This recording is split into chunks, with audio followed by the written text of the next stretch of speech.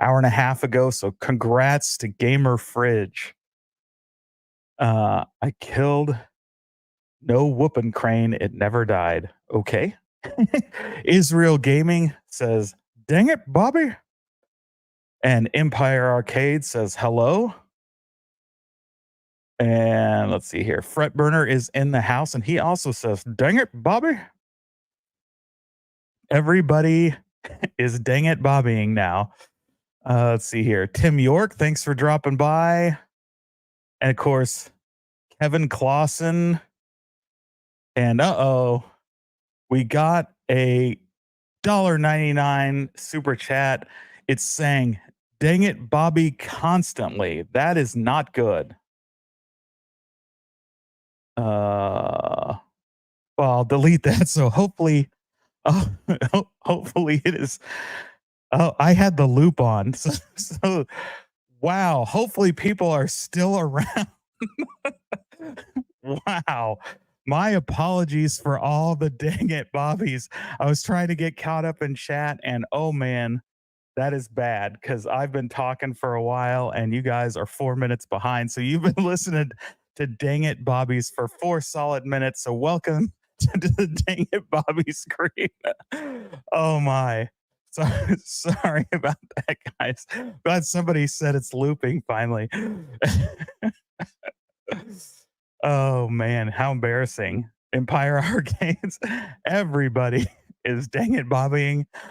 So here we go. Paul Mendeman says, dang it, you gotta fix the audio, Bobby. Oh, what a nightmare. And Chris Nooner says, what the F? Bobby record skipping. Hopefully it's over. Sunny Delight says it's a clown show. Indeed it is. I deleted the track, so hopefully it's stopped. He's trolling us. Oh my god, all the dang it Bobbies. Okay, it's gone. Thank God. Sorry about that, guys. Oh, that's hilarious. Hopefully it wasn't too painful with the dang it Bobbies in there. Oh man.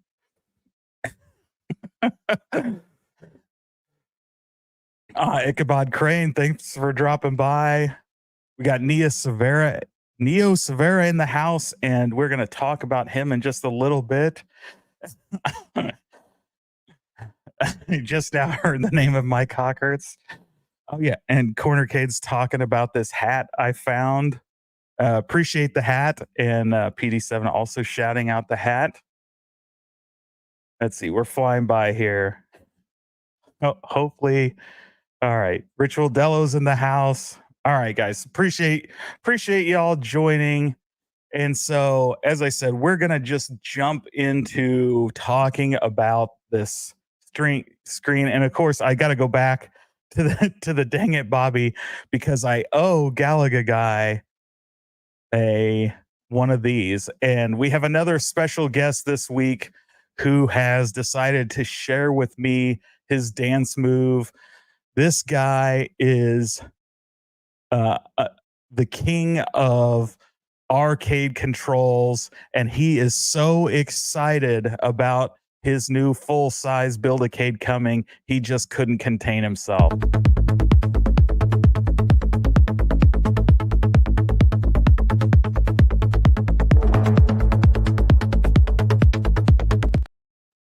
That's right. Glenn has mad moves. So thanks again, Galaga Guy, for the super chat. Really appreciate it. And thanks everybody for all the dang it Bobbies. How do I gotta undo? Here we go. There we go. Now it's off the screen. All right. So as I said, we're going to talk about the claw machine issues. And of course, we first heard about these a couple days ago. Really, it popped up Thursday afternoon. The original poster has taken his video and post down, so I can't re-show that here, but I do have it in a clip on my video from yesterday morning. But essentially what's happening, and now we have a lot more details, unfortunately, because a lot more people have been coming forward having the same issue. And what is happening is when these claws are retracting, the cable that holds the claw is getting pinched between other wounds of the cable. So this definitely appears to be an actual mechanical issue. There is something wrong with the way that these things are winding up, which should not shock anybody, considering the quality that we have come to know and love from Arcade1up. And we are going to take a quick look at the mechanism itself. I think we can see what some of the issues are just by looking at that. And it is pretty concerning.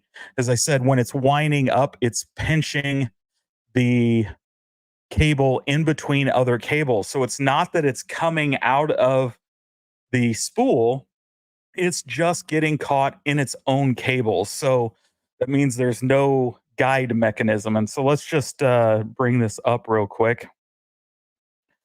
And so hopefully you guys can see this picture pretty well. This is, of course, available on Sunny's post here on Facebook. But the first thing we should probably notice is that a lot of the gears in here are plastic. This is concerning. I know they were searching for ways to get this at an affordable price, but the plastic gears are a problem. I mean, those are going to wear out long term anyway. So that's a bit concerning. But again, nothing wrong with this issue. Just you can see long term, we are probably going to have a problem with plastic gears. So hopefully, some aftermarket people will take these out, mold them, and give us some metal gears. It's common in the 3D printing space. The printers, when you first get them, come with some plastic gear pieces, and then everybody strips those out and puts metal one ends, because the plastic ones, they grind down. You can see these plastic teeth are up against metal teeth on the spool. So it's going to eat away at those eventually, and then your motor's not going to work at all. But you can see the spool over here, and let me get the window up. You can see the spool right here, and you can see the cable, and it gets caught in between other cables, and then it can't retract. Now, this person, unfortunately, did not see the video or reach out to Arcade1up that shows how to fix this without disassembling the spool, but he did it anyway. So he notes here that he loosened it, was able to pull the claw down, straighten out the cable, wind it back up, and unpinch it. But if you saw my video, there's an actual kind of back door into the claw. So what you have to do if you don't want to disassemble the spool or the motor mechanism itself, is you have to undo the control panel, which is probably why, as some people noted, it was loose when they filmed that commercial, because chances are during the filming of that commercial, their launch video, they were having claw retraction problems and knew the fix and just had the control panel undone because they were having to do it in order to film that commercial, which is very sad. But essentially what you'll do is you open the control panel. There is a wire and plug and you got to make sure the thing's off at first, right? Safety first. You're going to pull the plug that goes to the motor, and then you are going to hold down the action button and turn the claw back on. Once the claw machine is on, you'll plug the motor back in, and then you're going to enter a code using the joystick. You're going to go up, up, down, down, left, left, right, right. This will put the claw in a mode that gives you full control over all its movements. So then what you can do is move it to the right and kind of glide it all the way towards the prize door where you load up the thing. And then to move it down so you can lower the claw manually, you will press up repeatedly, and you'll want to hold on to that claw as you do it so that you can pull that string taut and help it unwind as you go down. And then once it gets all the way to the bottom, you just keep pressing up and it'll wind itself back up. And by keeping it taut, you ensure that the cable doesn't get re-caught. Now, simple enough fix, and then you just turn it off and turn it back on, and you should be good to go from that point. The problem is that fix seems to be lasting a day or two at most. So I've seen a lot of people that are having repeat issues. I had a lot of people reach out to me having this issue. I think 5 or 6 people at this point. And as we know, like, they haven't shipped very many of these, because if you bought them from any major retailer like Amazon or one of these other places, they don't even ship until next week sometime.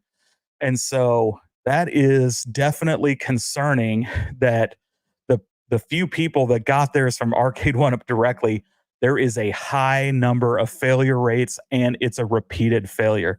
So this definitely appears to be a mechanical flaw with the machine itself.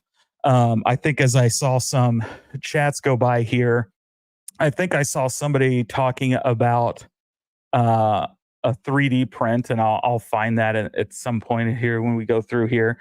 But yeah, my guess is what we're going to need to do is actually somebody's going to have to fabricate a guide to bring in the cable so that when it's winding up, it is not getting caught in in between the other threads. It should be you would think an easy fix. And it's kind of a shame that Arcade1up didn't catch it before these were on a boat, because that's my guess is that this issue wasn't found soon enough. I hope. I'll give him the benefit of the doubt, because this seems to be high level of failure rate from however many we've heard from, which is deeply, deeply concerning. Because you can imagine, as these big orders, the big pre-orders start shipping, all the people that get this for Christmas, I would not want to be Arcade1up support the day or two after Christmas, when all these kids, parents got this $500 claw for them, and it's breaking 1 or 2 days into their ownership. It does not look good from that standpoint. Do a quick check here on some of the picks. 1UP quality control is straight out of QVC. Yeah, you got to think this is something that occurred at the factory, and the fact that it got out of the factory makes you wonder if it was, well, we don't have any time to fix it. We got Q4. We got to get it out now. Similar to what we saw with MVC2 and NFL Blitz for Q4 a couple years ago, right? The games were not ready to be shipped, and they shipped them anyway to hit that Q4 sales window. And it's sure looking like the claw machine is hitting that same thing. I want to give the benefit of the doubt, because I really, really was excited about this thing. Now I'm left wondering if I should even bother and just cancel my order, because it really seems pretty bad. Tim York says, funny it wasn't found in testing. I'm pretty sure it was found in testing, because Arcade1up is who filmed the video on how to fix it, and is the one who distributed the video on how to fix it when another Facebook member opened a ticket with them. Clawgate is right, Carl O. And Corner Cade says, yeah, 1UP knew this. They knew this was a problem. In all likelihood, should be using Hokai mini crane parts. You're probably not wrong there. 3D scan those. Someone, yeah, 100%. Honestly, I may do that. I don't think I'm going to cancel mine for the sake of science, I guess. I already have the tracking information for mine, though it actually hasn't left Amazon yet, but they do have a tracking number, which means it's getting ready to. So I don't know if even if I tried to cancel it, it would actually get canceled. I do 3D print and stuff like that, and I've been looking at some scanners, so that could be a possibility. But I really think Yeah, you could go 3D print extra parts. This would be no brainer for these to be 3D printed, but uh, they really need to be molded in metal. We need metal versions. Somebody with a, um, what's it called? I don't want to say a sandblaster, but you know what I mean. Like a CNC machine. Let's see. So I hear AtGames is changing their names to Let's Go Gaming Inc. Breaking news. Let's see. Says these gears will burn out faster than Nadia. Yeah, I thought the issue was software issue going into sleep mode on the claw. That's certainly what we've been led to believe. That has been spoken about a few times, but I don't think that is actually the case. It does appear that when you disassemble and look at the motor, that the cables are caught in there. So a lot of people I've seen saying, hey, they've avoided it by as soon as they're done playing, turning it off, which is absolutely ridiculous. So it could be we're seeing two different issues, right? Maybe indeed there is a sleep issue, and then maybe there is also a entanglement issue, which would be even worse. But both seem to be fixable through the same mechanism. Yeah, I see high return rates. Yeah, and these are not going to be easy to return, right? You have them assembled, you don't know for a few days. Now you got to take them apart and figure out, get them back in the boxes, which you may or may not still have. Bad news. These gears will melt before Arcade1up has a chance to launch version 2.0. How to fix it? Return it. Indeed. Yeah. Did anyone stop to think the scam mode was actually meant for the consumer? Pretty funny. Yep, here's the hope there's an STL 3D print gear replacements. Yeah, I'd imagine those won't be too long. In the video, the gantry moves while the claw goes back up. It's rubbish. Well, damn, my claw machine is on the way. What a mess. Mine too, Chrissy. Mine too. So hopefully it's like one of those where some of us avoid it, but it doesn't seem to be that way. Based on the numbers I'm seeing and hearing about. A lot of people have reached out to me that have these and have mentioned their issues. Let's see. Hey, Adam, nice. Thanks for dropping by. Big B73 says, don't they say never pre-order? They do, but if nobody ever pre-ordered, we'd never actually get anything. But we keep learning the tough lessons, or rather not learning it. I wonder what Don Rickles would think of this fix. So it's really a flaw machine. That's right. Sorry to hear that. Has this been happening to you more than once since you bought it? So I haven't got mine yet, Sergeant. So I'm hoping it doesn't happen to me. But based on what I'm hearing from other people, it's definitely going to be pretty common. And we have Kevin Clausen with the $2 super chat. He says the company is disappointing, but super chats aren't. And indeed, they aren't. And in fact,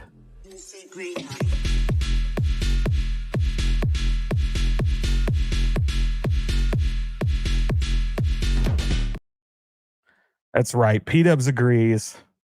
Super chats are awesome. Thank you, sir. Galaga guy says, do you think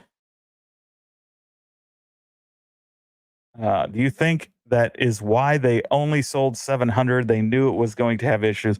So I don't think they only sold 700. I think there are only 720 hit the ports on October 15th. That's how many were in the crate. So I don't know if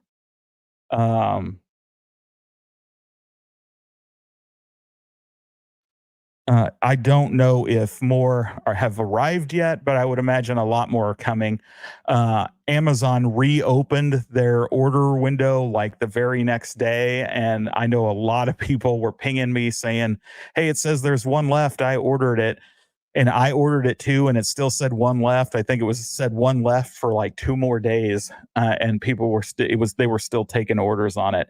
So I would imagine another shipment came in. At that point. At this point, there may be some available because people are canceling their order.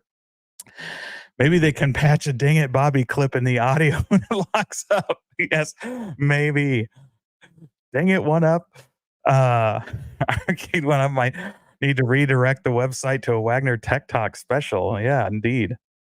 Mine's on the way. If it lasts through Christmas to make my kids happy, I'll fix it after when Buy Stuff figures it out. Yeah. Yeah, I mean, I still want one really bad, like a claw machine. So I just really having a lot of second thoughts. What's next? The picture booth doesn't print pictures. And then is this the final flush on what was once Arcade1up? And all indications are these claws are selling really well. I will sort of hoping they do so. It will help us see some new games. Yeah, I mean, it's super popular, especially with people, parents with their kids. Like it does seem to be selling really well from what we can see. Finally, Nebraska Furniture Mart is got them in their catalog. They say theirs won't arrive until the 12th, but I found that those dates are usually pretty fuzzy. So my guess is they are going to have theirs on Tuesday, on the 5th, when these things are supposed to start ship. And we do have a special guest in the house. Everybody welcome this guy who says he wants to go, but will never tell us where. Hey, I know where we're going. We're going to the Corner Cade Crew Hat Club, dude. Let's go. Hell yeah. Baby. What's going on, James? Hello, chat. I leave all my labels on so everybody knows I stole this one. Oh, yeah, 100%. You got to, man. You got to. Oh, well, I heard Arcade1up news, and I said, Best Buy, gotta go. I gotta go. I gotta get on. What's going on, guys? Oh, my God. What you want to talk about a disaster. So where do we start? Okay, first of all, guys, I try to be as positive as I can. You guys know me, love home arcade, love chill and chat with the community, but this here is not good. And James, correct me if I'm wrong. So we got the claw machine, right? Arcades are meant to be in attract mode. Am I correct? Okay. Yeah, I mean, they're not meant to. They're not meant to. I can't imagine that you got to turn this thing off when you're not using it, right? Yeah, just makes no okay. sense. Hold on. I just want to get my 2 cents in chat. And James, correct me if I'm wrong. Okay. So we turn the claw machine on, it's in attract mode with all of your arcades. You're playing it. It gets confused. It stops. You got to do this up, down, left, right, button, smash, whatever. To restart, you got to unplug the controls, plug it back in. And meanwhile, you're expecting like kids and adults to do this, right? And then recalibrate the claw by reaching through. If you have the machine push between two cabs, you're pulling that sumbitch out. Like, I'm just trying to gather this just real quick. So you're expecting normal, everyday people, and you want to talk about casual people that will just buy Pac-Man. There are even more casual people that are going to be running into this claw machine and buying it. You're expecting casual people to just go through and just assume the assumption here, like this is just everyday walking and talking PD7 style. Like, you have got to be kidding me. And on top of this, when I'm learning from you, just learning like everybody else here in the chat, you're going to now make a video. You already knew this was a thing. This is what just blows my lid, okay? You knew it was a problem and you released it anyways. Yep. That's exactly what I'm saying. It's Blitz and MVC2 all over again. They knew the product wasn't ready and they shipped it anyway in order for Q4 release. It's like, right? It's like, goddamn, have you not learned from Blitz and MVC2? You literally almost tank your company with those mistakes. And here we are dipsy doodling and doing it again. Like, I don't get it. Do you just want to if you want to have a new job, you don't got to tank the company. Go find a new job. No one's holding you to gunpoint to work for Arcade1up, guys. You're telling me for 2 seconds that this wasn't QA tested, that Cyrus and the whole gang of Funky Bunch back there had these machines on and were just willy-nilly casually coming through in the office and playing these games. And this didn't happen one time. BS.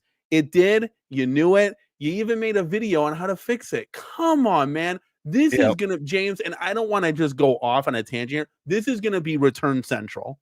There is no chance a average customer is just going to be like, oh, you just got to undo the control panel, crisscross all the wires, plug them back in, do the up, down, left, right, hold the button down, pull the I wouldn't even do that. Mrs. Cornercade's not doing that. Are you out of your mind? Yep. And you can tell that did I they're get the worried story about right here? Like, yeah, is this... and you're there. You can tell they're worried about because they sent a video, right? They didn't walk somebody through it over the phone. It's something that you really can't do over the phone or through email. They're like, you've got to watch this demonstration on how to do it. Or how about this? You got to build a better Plugs product. out. Like, God forbid we use a part that's going to cost the company 5 more cents a cab. Like, this community has been clamoring to pay $50 more on every single 1UP for real controls, for industrial Lorenzo buttons. I put a 1 in the chat. I mean, honestly, like, would you guys pay more to have a more solid product? I mean, this is just, it's beyond me. And the evidence is pointing in that direction. I don't want to sound like that guy. I'm Mr. Positivity, man. I love home arcade. I love the community. I love home arcade, retro gaming. But there's got to be a stop to this. And to James's credit, Carl Lowe says, Danny, did you order a claw machine? I'm kind of glad I didn't. You know, we were on the fence about it. I wanted to take advantage of the Arcade1up sales, but there's no way I'm doing this every time. Guys, we keep our arcades in attract mode. Like, no one's shutting this off and turn it. What's the point of having it like you're going to play it once and then turn it off immediately and then go play something else and then come back and turn it back on again? Like, that's a huge miss. Yes, 100%. And you God. knew they knew it was a problem, not only because they made that video, but because of their own hype reel, right? Their own hype reel showed that control panel wobbling around. And we all thought, oh, well, they just didn't know how to put it together. They already had, they were guys to take it off while they were filming their hype reel to fix the thing. 2 and 2 is equaling 4, and now I'm getting goosebumps. That is not okay, and that's not cool. Man, I'm glad I ditched the 1UP hat for the Cornercade hat. You know, that's just ridiculous.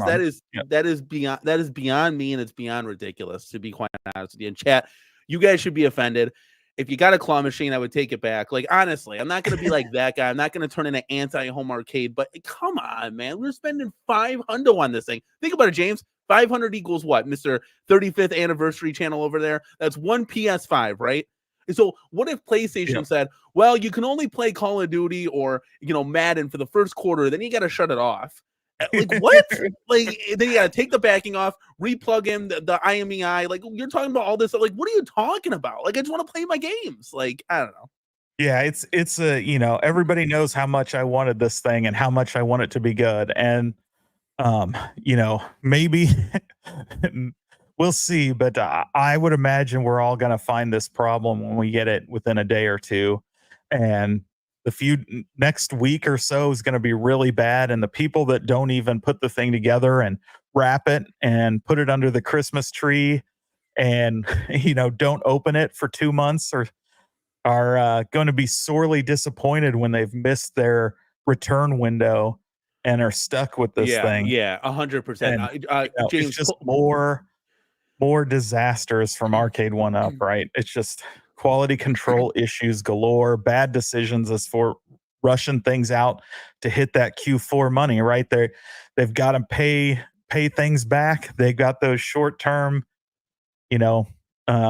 funding loans, and pull up Chris Nooner's comment here real quick. I don't read this real quick. So he says, I'd pay more for a better product. Arcade1up lost credibility well over a year ago. Chris, you're not wrong. Okay. You're 100% not wrong. I mean, we paid, I want to say $78 per cabinet. We have 22 cabs, chat, do the math. We got wires and buttons, okay? And cherry switches on all the cabs. Once I felt them, I said, this is not okay anymore. We got to redo them all. And Mrs. Cornercade, she was the leading factor to that, right? So I can tell you guys 110%, the first company that's going to build you a solid 3/4 scale, and that could be anybody here in the chat. We have modders that's buy stuff. We have G.I. Joel Gaming. I mean, it goes on and on, guys. Glenn's Retro Show. The first company to do it right, I swear to God, will put 1UP out of business. It's not hard, guys. It's really not hard at this point. And Arcade1up is leaving the door open for you to do that. They just said, here, take it. They're like waiting for somebody else to take it, so they don't have to do this stuff anymore. That's just what it looks like. And it's disappointing and sad because you built your foundation on something good. You got rid of everybody else. Hopefully John D can step up on these other home arcade companies, could really bring us something that we deserve. And James, to everybody's credit here, real quick, I was driving, I was listening to you guys, on the ride home today, and I was like, okay, you know what? I always said, Arcade1up, do your wacky, crazy stuff. Do your Papa Shots, your Whack-A-Moles, your claw machines, your coin pushers, your casino cades, no problem. But if you come up with those 4 bangers, like I told you guys in the beginning to do, okay, every 3 months, a new title. If Atari doesn't want to work for you, then you go to Bandai Namco. Bandai Namco's got Tekken. Hello? Like, do something. You guys got a good relationship with them. Figure it out. Get Time Crisis 2. I don't care. Like, come out every 3 months with a title, right? Then this isn't a conversation. It's a very light conversation, but when the claw machine is your banger, your number one, the one product that people are like, I might actually get that. It's the first kind of exciting product since what do we got here? MVC2, Time Crisis, Fast and the Furious. Yeah, it's been well over a year. Yeah, exactly. Yeah. And now you have Jason this in your face. Yeah, Jason nails it. Like, look, they don't invest in the controls because they know the average person that buys this thing isn't going to give a crap. They're not going to know the difference. They're just going to play it and think, oh, I don't know why the controls are mushy and not that great. I don't care. I'm having fun. But when it comes to, and that the people that do care, they know that you're just going to go upgrade them anyway. And so they don't have to worry about it. But when it comes to a claw machine, it's not like there's a whole bunch of people that are like, oh no, I really like HAP claw machine motors, or I need those IL claw machine motors. Like, that's not like a hugely high popular thing. And so they had to get it right out of the gate. And clearly, they have mechanical issues, and it appears like potentially a software issue as well. So lots of trouble. And who knows, like maybe they'll, I can't imagine them missing the Q4 window, because I would think any kind of redesign or fix that isn't software based is going to take months to not only get it into manufacturing, but to make new cabs. And then you got 2 months to get them on the boat. So none of those would ship in time for the holiday season. And I got to think that Arcade1up is caring nothing but about their Q4 sales and is pushing hard on this one. And this could be, if this is this widespread as it appears in the early days with the people that got it before everybody else, if it is this widespread at large, this could destroy them, especially if they're taking those factoring loans on these for the Q4 100%. Sales, and then they all get returned. They are going to be in a world of hurt. Talk litigation on that side, because you're 100% correct. But think about it like this, guys. Think about it real quick. Okay, we know Arcade1up inside and out. But let's say you get your average Joe at Best Buy, whatever store, right? Books A Million, you name it, right? They're walking by, or whatever the case may be. They hear about this claw machine. Wow, that's really cool. Oh, Arcade1up, what the heck is that? They order this claw machine. They're really excited. They build it. Oh, I got to build this thing? Oh, I'm going to hire TaskRabbit to do that. TaskRabbit comes in, they build it, right? We're playing it. 2 days later, this thing craps out. A day later, 3 weeks later, it craps out. What the hell? Like, I just got this thing. It was $500. You just tarnished your name right out of the gate. That person, that unknown person, because Arcade1up, we talk about just making a profit, right? Well, the goddamn people that you're targeting are going to put you off forever. Remember, first impressions matter. It's the first impression. That's it. They're done. They're never going to give you a shot again. And if you're trying to grow your company, this is exactly, guys, what I'm saying to you right now. If Arcade1up got on a Skype call with me, it'd be the exact same. I don't change for nobody. When I'm at my work, I'm talking the same way. Guys, you don't want to sign up for this? Are you out of your mind? It's this, that, and the other that can benefit you. So, like, I just don't get it. I mean, maybe help them, help me. You could have literally sent it to any YouTuber out of the gate and said, play with this for a week, see what's up, see if you like it, test it 1,000 times. This would have been nipped in the bud a long time ago. So I want to address Chaotic's comment. We'll get to that and just say what it is, guys, is Arcade1up, and what I'm saying is we're the smartest ones in the room. You don't know shit. Sit down. Look it. Now I bit you right in the ass, and now what are you going to do now? Go ahead. So to Chaotic, I want to read his chat right here, because he says, first and only mechanical product by an MDF and PCB company. What did people think was going to happen? There's no real mechanical engineers over at Arcade1up, just software people. Well, let me drop this one on you. There's not software people either. Like they outsource everything, right? Arcade1up's one and only job is to get deals with retailers. That's the only part they do. They outsource everything else. So they outsource the design, they outsource all the software code, right? So many other companies are building their software applications for them. They aren't doing it. And so when they go to mechanical engineers, they were relying on, I guarantee you, a manufacturer in China that is doing all the design work for them, right? Probably a company that produces toys or, probably an actual toy claw. And they're like, yeah, we can just upscale this and it'll work, kind of a thing. And that's what we've gotten from it. It's clearly what everybody kind of thought we would get from Arcade1up, and it's a shame that if it really is, again, I'm going to kind of reserve judgment a little bit, even though it's pretty clear how widespread this has become. That it's not some small issue. That it's has there been multiple people reporting this? Yeah, so I know of at least 5 at this point, and a couple of them have let me know that it's happened again and again for them. So like it's gone off at least one other time, and that's one thing. It's lasting about 2 days.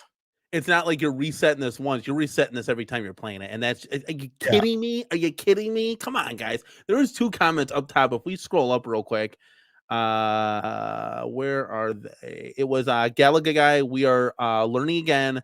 Don't trust Arcade1up. Wait and see what happens with the issues and if it's worth the money. And this is why exactly, we've gone under that mantra that not to pre-order. Don't pre-order. Yeah. Thor KC brings up a good point after that. Says, I believe Arcade1up has the ability to make a great claw machine product, but they also have the ability to make a photo booth that includes a booth. Maybe someday they'll actually do it. So I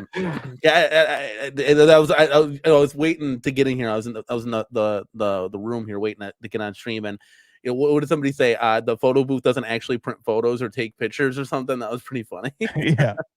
Yeah, I saw that one as well.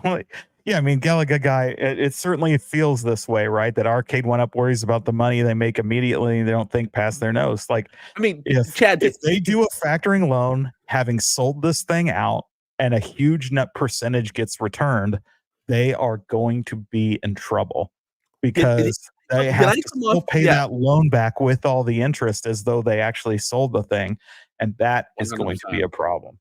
And you know way more about that stuff. I'm just talking about gaming. What I'm thinking about is the 2-year-old that's going to be disappointed as dad's trying to reconnect the switches like I'm working on C3PO with all the wires and stuff. Like that's what I'm thinking about on Christmas morning or whatever on Thanksgiving Day. Yeah, Carlos comments here is great. Excellent. Yeah, right. He said they should have produced a few of these and stuck them in that hotel that we've heard about, right? The hotel where Seattle, XL right? Star Wars is hanging out. Just to let you know, guys, if you're in the Seattle tri-state area, there is an XL Star Wars at a random hotel. Go have at it, guys. Go scatter the globe because nobody has a picture of that yet. But just like this, they could have shipped some out a few months ago, but they were so concerned with not letting leaks, they could have had them a few months early, put them in random places, and beta tested them, or better yet, actually sent them to their beta testers that they actually have and said, put this thing through its paces. But alas, they do what they do, right? Did I come off too aggressive? Is this fair to say? Because I don't get this heated, but it's just like, what are we doing here, guys? Like, are we trying to run a company or are we running a circus? Because if we're running a circus here, we just need to get a couple clowns. Yeah. We gotta get what do they normally have? A donkey, the lion, the tent, the cotton candy. Like, are we doing that or are we running a home arcade company here? Like, I just want to know. Like, honestly. Yeah, I don't want to know what circuses you go to that have the donkeys, but what I think zoos. Maybe that's petting zoos. Yeah. I think it is absolutely fair to be extra critical this time because it was foreseeable with a mechanical machine, and plus they haven't really released anything that got anybody excited really about anything in the last year and a half. And then to repeat the mistakes of Blitz and not Time Crisis, but Mortal MVC2, Mortal Kombat, MVC2, the Mortal MVC2. You just know, like, man, that's Like everybody lost their jobs over that stunt. And then now here we are again making the same mistakes. It's like, how does nobody there learn? Like you know, I get it. You don't want to forego Q4 sales. Well, you should have, right? If that is indeed the case, and this is more as widespread as it appears it's going to be, you should have bit the bullet, And canceled the orders, yes. and said, we've got to retool this thing. Like, look at what New Wave Toys did. They received them and they were bad, and they sent them all back and said, sorry, guys, like you're not getting these Zoltars because they had a major flaw and we're going to have them fixed. Arcade1up should have stopped it before it became a big problem, fixed the issue, and just said, look, we're going to have to survive on the other cabs that we're putting out for the Q4, all the, you know, the display cabinets for Class of 81 and all the Pac-Man rehashes, and foregone this, because this would have sold if it came out in February. Like, it doesn't need to be a Christmas thing, though. I'm sure they'll sell a lot more at Christmas, but this is something a lot of people wanted, and now it could be really problematic for them. I mean, Arcade1up could have done, you know, like to your point, if they knew that this was, you could have stalled it a little bit, had this come out for CES or something. So this is what happens, guys, when we give you an inch and you take a mile kind of thing. They just wanted to be too greedy with it, 100%. They knew this was a problem and they jumped at it. But you're telling me you have the midway form factor. So you're telling me, even if we want to go bare minimum here, guys, let's go bare bones minimum, because we're not gonna do anything else besides the same old stuff that we keep putting out. So you're telling me you can't make a Bubbles Deluxe?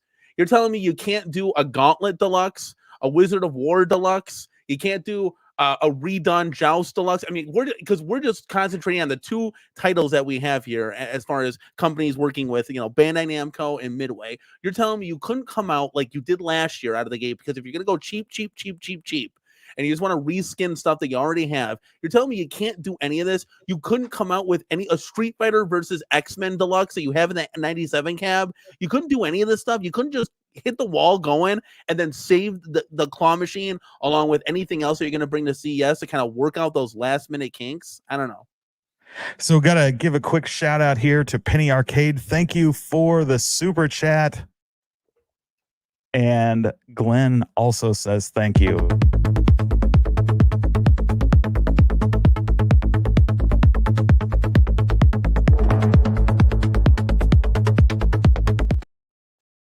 Hey, you clipped that from my thumbnail, didn't you? What? No, I just did that this afternoon. No, the arcade. Yeah, 100%. Dude, yeah, that's your thumbnail back there. Trust me, I got eyes, bro. This is why I should be at 1UP. The quality control does not. This is the first time I see that. I'm like, bro, that's from my thumbnail. Yeah, 100%. That was your thumbnail in the background. You could have just let me know. I could have made you one. Well, I did it like 10 minutes before I went live while I was watching Phil dominate the court. Yeah, Phil was tearing it up. I was watching him at work. So I love Kevin Clausen's suggestion here of bringing this up, because I keep hearing this comment all the time. Just go on Facebook Marketplace and buy a used one. You can get a used one for less than $500. So right away, I want to show this, right? We can see there's really only one or two less than $500. And I don't know what. Yeah, click on that one. What is that? So let's take a look at these, because I think you'll find that you can't really get one for less than what Arcade1up says. So the Redemption Claw machine has a magnetic that goes down and pick up a case to win. There's a crack in the side glass, and the turntable does not turn, but does not affect playability. Was being used in my arcade. So not really a claw machine. This is more of some magnetic thing, and it's broken. So part of the challenge is that the turntable is supposed to turn to make it hard to pick things up. Doesn't work. See, the next one that's the same thing. Oh, those are just the pictures. So let's go down to this one. Here's a $450 lion claw machine. Baby lion claw with dollar bill acceptor and quarters. Claw will need some configuring. Believe it was a loose wire. Claw will close but does not reopen. So there's another project. Doesn't work. Clean sleep claw machine. A claw machine with toys. Game was working well until claw went down and didn't come back up. As you can see in the video, there's a gear that raises the claw that has slipped. So again, another broken claw machine. So if you're into repairing claw machines, you can definitely get one for under $500. But if you want a functioning one, you're in the $800 to $1,000 range. You're not going to find one for less than $500. Now I've heard people say they've gotten them at like captain's auctions and stuff. I'd be really interested to know if those actually work, because I actually scour these and look for these and have never been able to find one that is at a reasonable rate. We got to meet Captain's Auction in person. We did. Yeah, it was cool. He was waving to us. So unfortunately, it's not that easy to find a better claw machine. Though now seeing this, maybe it's worth paying $1,000 for a good one, because you'll probably have less issues with it. It'll come with coin acceptors. You can keep it in attract mode. Hey, I don't want to be that guy, but if you're gonna spend something $1,000, why don't you go to AtGames? You know, not that I have an NDA with them and all, but get a pinball at that point. I mean, $1,000 for a claw machine, dude. I'm gonna pay $1,000 to get a Sega Star Wars trilogy, a nice pinball machine. I don't know, there's so many other things you can do. Mikey is not wrong. So let's pivot a little bit. Let's talk about something a little more positive than Arcade1up, situation normal, and talk about the Polymega. I mean, how many in the chat actually own a Polymega? Or better yet, put a 1 if you have one, and put a 2 if you have no idea what it is. So I dropped a video on this yesterday. This was a late Friday announcement from Polymega, and I found it pretty interesting for a couple reasons. Polymega is really a console-based retro system, right? It's designed to play your physical media for your old consoles, like N64 and older. So down to like NES, soon Atari. And it's really about those console games, Neo Geo CD, PlayStation, Sega Saturn, Sega CD. It's got the default comes with a CD drive with none of the other modules. And it's a pretty great system, in my opinion, though it's purely an emulation system. So it's not FPGA, but it allows you to back up your entire physical library and then just play them at will on the system. So it gives you all those filters like CRT, scan lines, things like that. You get save states. You can load, like with a lot of these emulation systems, you can load like HD mod packs to get better graphics. You can do all that stuff. So it's a good system. Has a lot of a really cool library that works with it because it identifies the cartridges and gives you a lot of information about the games and stuff. So it's kind of a cool system, though it is not inexpensive, and it took them forever to deliver this thing to people, and so they are super slow on delivery. But here they are now figuring out a way to bring console or arcade games to the console. And really what this is to me is a shot across the bow at Evercade. And so Evercade, right, does the very similar thing with their emulation console. They just put the ROMs on the cart and then you're able to load them in. Well, Polymega is putting them on CDs or DVDs and letting you play with them. And the first 2 out of the gate are all Arcade Central. You have this like asteroids, and so that's what their UI looks like. See if I can bring this up. Oh, that's not working. Let's actually go to the game itself.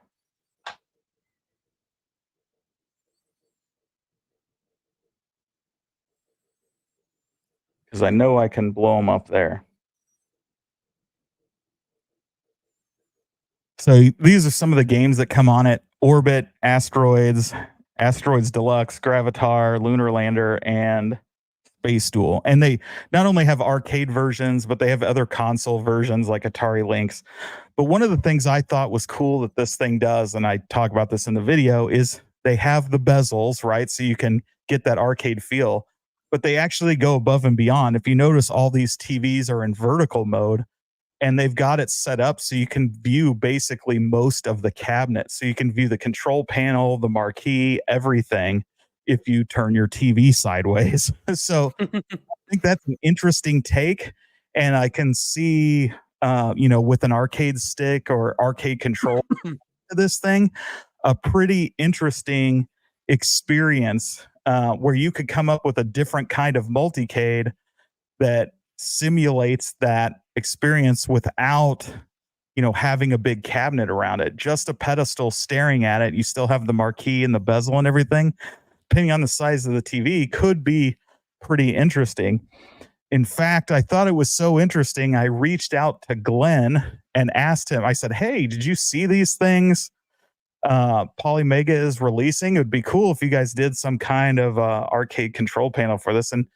And it turns out GRS has already been working with Polymega for some time, and may be releasing some things around this. So I don't know what that would be, but he has been in talks with them, so should be interesting if they do go around that way, because it would be very cool to have controls like this. But I thought that was interesting. It's something new. Now, the disappointing part is these are not inexpensive at $39.99 for what amounts to a handful of games. You can see here Orbit Gravatar. You get a couple versions of each of those games. So not many games that are coming on these, but all fully licensed, all playable on the base unit of the Polymega, so you don't need to get all the modules or anything like that. But thought that was interesting.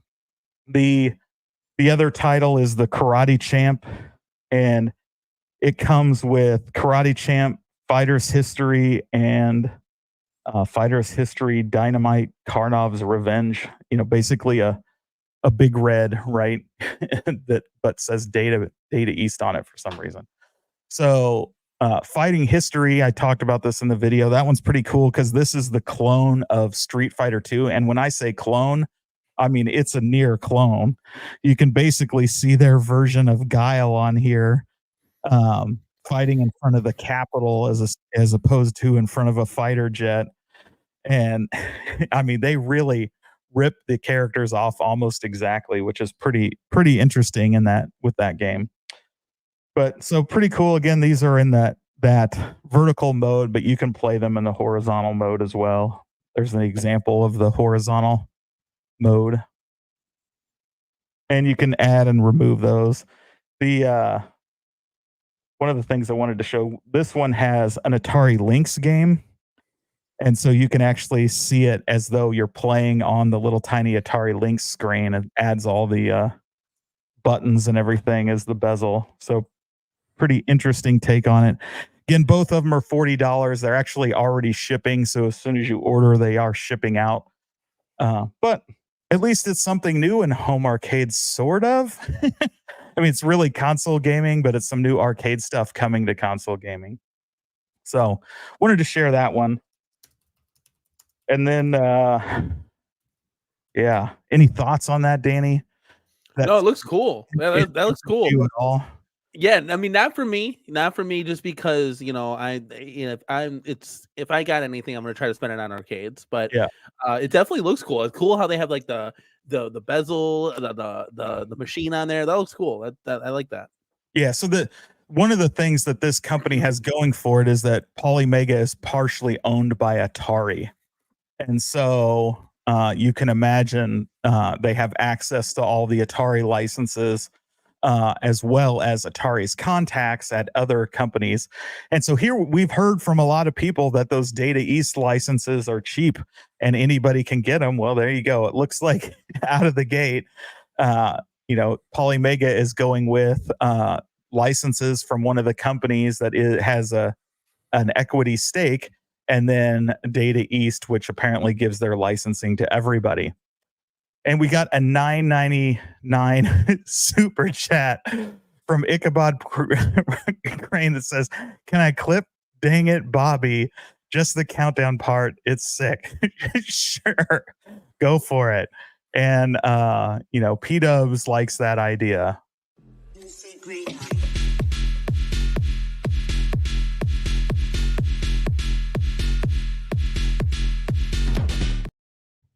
So thank you very much for the $10 super chat. Really appreciate it. And enjoy my audio disaster that was Dang It Bobby.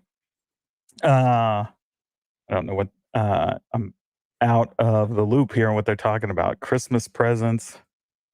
I might need to get a Christmas present for myself and see if these might be it. Yeah, the loving the AtGames stuff. And speaking of AtGames, let's talk about our next topic, the big end of October sales in November. Since everybody dropped these on Halloween, most of them are still going through today and tomorrow. And so we have some great deals going on. Of course, these are identical deals to what was going on during Pinball Expo. So I don't know how great they are considering just they were here just 2 weeks ago. What do you think about these deals, Danny? I know you recently purchased one of these. Yes, and you had a chance to play it at Pinball Expo. Yeah. So when we initially went to the AtGames booth, we had to come back there a couple times because they were dealing with software issues, trying to update the table. So, we explored the rest of the expo, meeting with everybody. And right when I had a chance to play this, that's when our kids said, all right, we're going to throw the biggest tantrum in the world. And I think P-Dubs was there. My wife was there. Quarterdeck Arcade was there. I think you were there too. And Logan's just on the floor. It's like, oh, man. So they needed to go. So my wife took them to McDonald's. And I wanted her to see this pinball machine. I wanted her to play it because this was exciting. So we really, honestly, only had half a heartbeat to see it. But I was really impressed with the size. I love the form factor. Just the materials that are used on this thing. Jurassic Park is dope. I definitely think that it could use a reskin in the future, but we want to get it in-house and just have fun with the games and then take a look at, maybe buy stuff, reskinning this for us and doing something really, really, really exciting and cool. But again, that's down the line. That's down the road. As far as the sales go, guys, there's not going to be like some big Black Friday thing. Unfortunately, you get, these, we were jokingly saying like, dude, I'll, at the expo, I'll offer you $600 to take Snoopy off your hands. Well, a guy like Gallagher guy is going to pay $2,000 for this thing, $1,850 for it. So you're never going to get in those $600, $900. It's not going to happen, guys. It's not going to. They sold all the tables at like $2,000. So yeah, they sold them full price, even though they were, with the discount, but with like the discount you got for getting a brand new one, and they had been played on for 3 days. So the Gallagher guy's loving his, playing it a ton. Him and Burger Time Babe and the kids banging on that thing. It's a great machine. The best deals I would say is kind of do either, if you got the cash, go all in, obviously, right? But you're gonna have to make some sacrifices. Like I always say, get up or get out the way. If you want this thing, we had to sell 8 1-ups to get there. Now, of course, we spread the money elsewhere, but realistically speaking, we sold like 3 1-ups to get to the AtGames. So, you got to make some sacrifices. You got to do it. This thing is going to be great. It's going to be really cool to get it in, to actually be able to play on it more without a big convention hall, to actually hear the SSF kit when we go ahead and put that in. So there's going to be a lot of cool features with this. I think, getting in at that lower price point. So like, guys, let me just AtGames they're coming out with Sea of Thieves. There's some talk in the chatter that here, I don't know if it's confirmed or not, but it's going to be, looks like we're getting a new skin of that on Monday. I don't know. Again, this was just Carlo talking to Big D in here. They had announced that Sea of Thieves was coming for a while, and I believe they were going to show it off sometime in November. But it won't ship until next year, after the first of the year. I don't think it's shipping before the end of the year, if I remember right. But don't quote me on that because I'm not a AtGames influencer. But Danny might know. Yeah, no, I know. I actually don't know anything. In fact, if you give me 2 seconds, let me go message him real quick because I got him pulled up here on Skype. So give me 2 seconds, I'll message him. But long and short, Mikey talked about Gallagher guy's free cup holder, which indeed he did get with his Snoopy table. So I will say that. But here's the thing: it's a magnetic cup holder, and it didn't take much force to push down on it. But to be fair, they put some drinks in it, and it didn't move. But It's a pretty scary cup holder, in my opinion. I'd rather have one that's permanently bolted on, and I don't have to worry about the magnet just like suddenly sliding down and spilling all over. Yeah, piggybacking off that, I would okay, I just sent a message. I would I like the idea of the magnetic cup holder, but yeah, don't go magnetic cup holder, guys. It literally pulls right off. So, Go bolt on cup holder. we need to make sure you understand that the revision coming for the Sam's Club and I was interested at first when they announced they were going to release this 2.0 at Sam's Club. I was somewhat interested. I mean, I don't like the way the AtGames Legends Ultimate looks myself, but I don't have one. I know people that have one really like them, and so I was kind of interested in that. But that has changed. It is now not truly a revision. It's basically like the same boards and stuff, right? Or maybe slightly different. You're getting a new UI, but other than that, it's the same thing. And in fact, you're going to have you'll have lost several games. So I think if I heard correctly, some of the Disney games might not be there anymore. They will be replaced with something else, but you're losing those. The other thing is it does not come with the OTG and the bring your own games stuff enabled. You have to pay an extra $50 per to get those, so you get less functionality. So, but like you can get all that stuff down the road, and I get it. Like trying to pair all this stuff up together. It's the same price as buying the older version through AtGames directly. So you're not saving any money. You're actually costing yourself money and not really you're getting less for it. But it depends on what you want. So, for example, James, like think about the topper, for example. Yeah, the topper's cool and all, but it reflects. Well, I'm talking specifically about the Legends Ultimate, not the. Oh, okay. No, I thought you were talking about the pinball. Yeah, you're right about the Legends Ultimate. I'm sorry. I was still in pinball land. That's what's coming to Sam's. I don't believe the 4KP is coming to Sam's. You're getting the Legends Ultimate in their quote unquote second version, but they skipped all the technological upgrades that it was really supposed to have. And so you get a new UI, but is it worth losing all those other features for that UI? I'm sure it'll sell, but if you're in the market for that, I would look at buying it direct from AtGames or somebody that has the current one in stock, so you don't lose those features. And then we got another $5 super chat from Jim the Pacers fan. Are you going to cancel your claw? What are you going to do if you have issues? So I don't think I'm going to cancel it. I'm definitely having second thoughts, but I'm not going to cancel it. I'm going to take one for the team for science. And if I have issues, I'll probably look at replacing the mechanisms and things like that from one's third-party sources and just use it as a way to play with it and figure out how to make it more reliable. I'll be disappointed for sure if I have issues, and it looks like the odds are I will. And I asked Glenn about it, and this is what he said.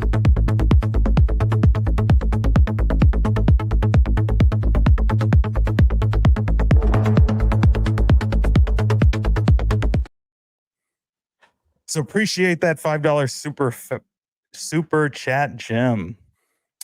But back to AtGames. Now, the 4KP is where it's at. So I do think, honestly, it's worth it. I wish AtGames in some of these sales would put that SSF kit back on sale so I could buy one. Really kind of frustrated they didn't do it at Pinball Expo, and they haven't done it again on this sale. They did on the last nod. It was down, $300 plus $30 shipping. Like, if they do that, I might actually pick one up because having experienced it, I would like one. I'm just not willing to pay $400 plus for it. But so how many do you know yet when you're getting yours? Have you heard anything? Yeah. So we got some confirmation from PK when I was in Papa Brad's stream with Team McCloskey the other day. It looks like from the sounds of it that they're going to be coming into the ports of California. And I want to say like November 20th. I could be wrong. November 20th, 23rd. He said about 1 to 5 business days, and it'll be at your front porch. So looking forward to that. That's what I kind of assumed, that it'd be around Thanksgiving. But yeah, very excited, obviously. And with the Sea of Thieves skin coming out, guys, like I said, now is the time to jump into this, because they're not going to get any cheaper. So right when they release a skin, you got to get on it. If you don't like the skin, go ahead and reskin it later. Like, you got to move the drill, guys, because you're just going to be waiting. You're going to be waiting 9 months plus to a year until another skin's going to come out. And you're just waiting and waiting and wait. Don't wait. Just get it now and do. And Mike Hawkins, he was leaving some cool comments here. He says, where did he scroll up? I lost it. He said he was going to do something with the the kit install. He also talked about that control panel overlay, having like the art on there. That was a big one for me. I think the best deal out of all deals was when they first came out with the Addams Family and Attack from Mars for like the $1,000 price point and included everything. Like, that was where it was at. We obviously should have got on that. Didn't know too much about this. And then we would have fought through the lag. It wouldn't have been a big deal for us at the end of the day. That's definitely when I jumped on mine, was when they first announced it. I pre-ordered day one, right when they went online. But in doing so, they didn't have the SSF kit back then, right? And it was in the middle of preparing for those to go out that they announced the SSF kit and said, hey, you can now add one and we will install it for you. But if you want us to install it, it's going to delay your machine like a month or so. And I wasn't willing to wait. So I was just like, send it to me. And if I want the SSF kit, I'll buy it later at some point. Yeah. Guys, it is super easy to install that SSF.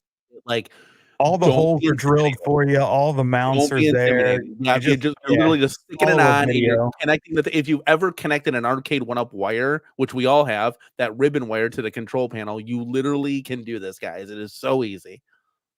Appreciate you dropping that in the chat, Jason, for those that are interested. So let's talk about, of course, we could go on and on about AtGames. Like I said, I think the 4KP is awesome. Little disappointed that it doesn't do the Zen tables at 4K, but I get the challenges. I'd rather it play good on that thing, and it looks fine. But I really wish they would just disclose that you're not getting 4K on those handful of tables, and by handful, it's like the number's getting huge. What do you think? What do you think? Are they gonna? Do you think they would have like a future patch where they push it to 4K? No, I think you would need I think you're probably going to need a new board and a new chipset to do that. So there may be some upgrade board a year or two down the line that maybe we can buy and swap out. But I think that the issues with Zen, and it's not with everything, but Zen is coded different than the other tables, and they just can't get it up that high on that chipset to run at a decent rate. That's my, outsider view looking in, understanding how these things work and stuff like that. That's really the issue, is around the engines that AtGames uses versus the engines that Zen uses, and having that extra translation layer causes issues, because it's primarily what a Linux kind of Android system, and you're laying on top of there a Unity engine, which doesn't run natively on there.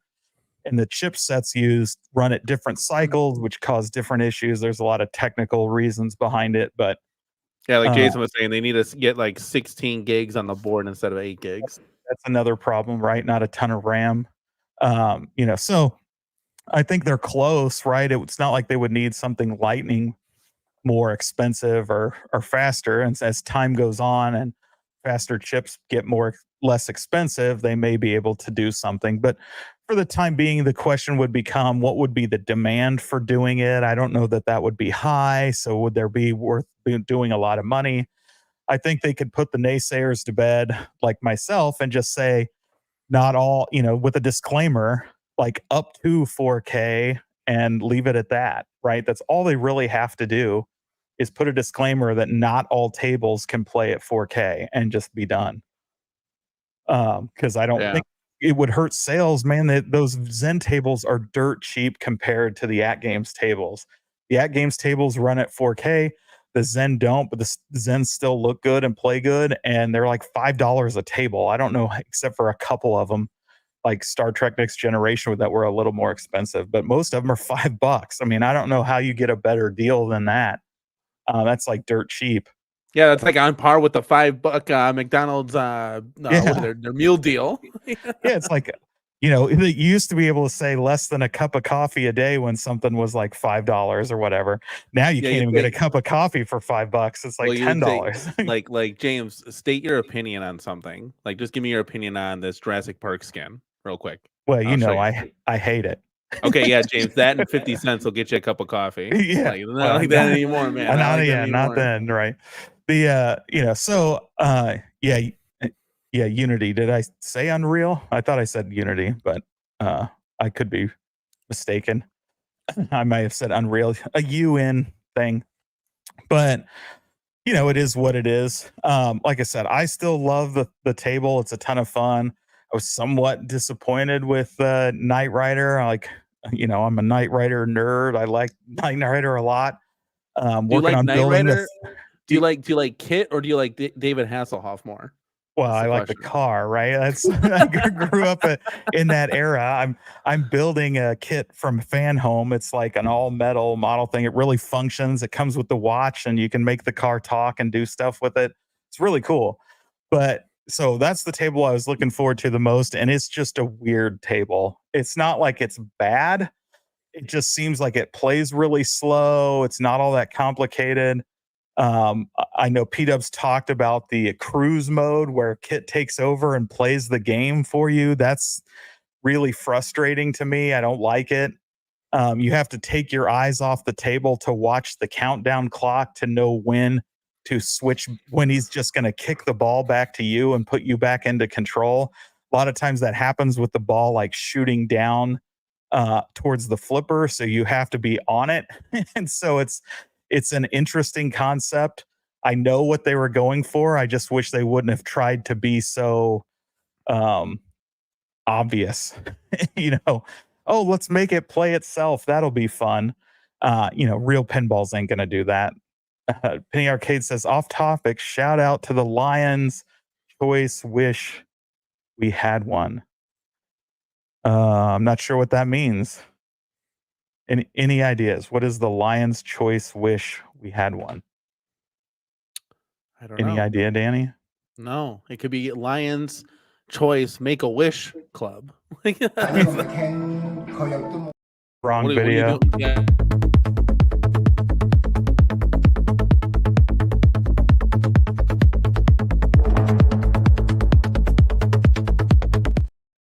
I'm most all right, excited. Penny Arcade, thank you very much for the $2 super chat, and let me know what you're referring to.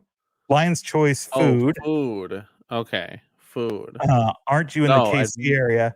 We are I am in the KC area. Lion's Choice. Are you? You're talking about the roast beef place? That's what you're referring to. Yes. Okay. Yeah. There's I believe there's actually one in Olathe, and then there's like one on Metcalf here in Kansas City. I guess honestly, our Arby's are closer, so I just go to Arby's. So funny. Yep. Yeah. So that's it. Yeah. So yes, we do have Lion's Choice. You can get yourself a roast beef. You can get yourself a hot ham and cheese. So let's talk about these other sales. Since wait, real quick. I just wanted to touch on it. What we talk about the pinball tables here. Yep. I think I'm most excited to just play like the actual real table. So we're talking Attack from Mars. We're talking Monster Bash. Like I don't know how hyped I am to be playing these like just kind of made up tables. I wish they would, AtGames could produce more real tables on the ALP. That's kind of what I'm looking for here. What about you, James? Yeah, I mean, for me, I'm the same way. I want the recreations. That's why I like the VPX stuff so much better, and why I'm so attracted to Zen is because a lot of them, Papa Brad, I do not see James in the top 50 in Knight Rider. You are absolutely correct, because I suck at it. I sat and played it. These guys, we were in the Arcades Anonymous chat and sat and listened to me play it for like 2 hours, and I was absolutely terrible at that table. And it was just You know, Oh, yeah. I What did the kept car wanting kept to saying? progress and wanting to like it, and I just couldn't get into it, and I'm sure that hampered me a little bit. The What other did thing what that hampers me is I just suck at pinball. I am what did very the envious of guys like Papa Brad and stuff that are always up there on the back glass, and it's like, "Damn it." what did the car keep saying when we were in that chat? What did it keep saying? Oh, something about that's a good question or whatever. Yeah, it That's a was so really funny, good like, question. that's a good question. That's and you would be, like, asking a question, and then the car would be like, "That's a good question." I'm like, "God, that's annoying." Like Yeah. oh, Yeah, man. Big B 73 is referring to the VPX standalone, which is coming, which we're really excited to see Wait. coming. I have a Chaotic's been question with working that. really hard on that. Yep. So I have a question with that. Yes, there's a lot of people that have put in Oh yeah, tons of years on that thing. It's insane. So here, you know how they had this like workaround where they blocked it and all this jazz? What if we do this? You set up the VPX like on my computer here, right? I take that thumb drive, I send it to yep. Jason or whoever. They put all the games on it, then they send it back to me, and I put it on my ALP. Done, right? So I don't think they put all Right? the games on it for you. I think that's the workaround. I think that's the They workaround. put the software on it for you. Yeah, the software. Yeah, whatever. Yeah. Because they got to code it to your machine. But there's a website you can go to that gives you all the things you need to put the games on it. And so they've made it as easy as can be for you to go do that yourself. And then then you just boot up and you're off to the races. I myself set up a VPX just PC instance, and have been playing Stern's Iron Maiden Legacy of the Beast, which is just phenomenal. There you can get all those tables like that way. And of course, I keep buying all the Zens as they come out and the new AtGames tables as they come out. So I'm playing it both ways and I enjoy it both ways. But yeah, for me, Danny, you're right on. It's the same thing. I want the recreations, and I get what the appeal is for some people on the independent tables. I don't know what to call them, purely virtual tables, I guess, not Yeah. recreations. Because you can do things a real table can't do, right? Like have the table play itself, because it knows where the ball is and can react and do those things. But honestly, that stuff doesn't interest me at all. I want to get better at the real things so that when I'm at a real arcade playing the real thing, I can do better and get more value out of my dollar, dollar or $2 per play, right? I don't want my turn to be over in 30 seconds. I want to play there for a little bit. Uh, Mad Ben says, I was skeptical of these tables. They were not from real tables, but some are pretty good. Yeah, it doesn't mean that I think they're all terrible, the purely virtual tables. There are a lot of good ones. Some of them are very fun. I just prefer the recreations because I'm not going to be that guy that spends $15,000 on a real table. That's just never going to be me. I'm not going to take on a car loan in order to have a single game. I just don't play single games enough in order to get the value out of it. And for the people that do, good for them. I'm happy for them. I'm not knocking them. I can't do it. I crave new experiences instead of the same thing over and over. And so for me to purchase a real pinball would just be a massive mistake, because I would never play it enough to justify that price. But AtGames fits the bill, right? I think it's a reasonable price for what you're getting out of it. You get this really good recreation of a illusion of a real cabinet. You get those recreated tables and you get the chance to play all those. And if you work in IT like me, you probably got a bunch of extra computers laying around. It was very easy to go drop on pinball or whatever it's called, or BPX, and the pinball popper and baller installer, which makes it Yeah, I love that baller installer. yeah, get up I and need to get a going. t-shirt that says baller installer to it. That is so cool. Like And it makes it very easy to get going if you follow those instructions. And yeah, you might not have the latest and greatest versions of the software, but it's fairly recent and they all play great. And I haven't I haven't gone crazy and installed 10,000 tables so that I doom scroll through them, but the ones I have all play great, so I haven't seen a need to upgrade. Guys, we got 71 people in here. Let's fucking go. Dude, See, we I'm are actually chilling showing and chatting, dude. 107 right now. So Holy moly. And we yeah, only got, we got like 26 likes. Wake up, chat. Let's go, baby. Let's go. They heard about the dang it, Bobby, and wanted to come see. Hell yeah, let's do this, dude. Yeah, the problem is when I hit that, for some reason the music coming back is not coming back. I can't hear it.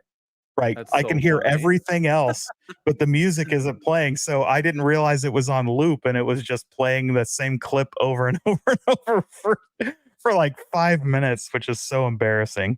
Dang it, Bobby. Dang it, Bobby. Dang it, Bobby. Guys, we got to get those likes up. Penny Arcade, you're 100% right. Let's go, guys. Just minimize the chat, hit the like, and then bring the chat back up. 20% off site-wide spooky. What is this, James? Explain. So you've got 1 hour left at least. Okay, we got 1 hour. Okay. Where I am. If you're on the West Coast, you might have a little more time.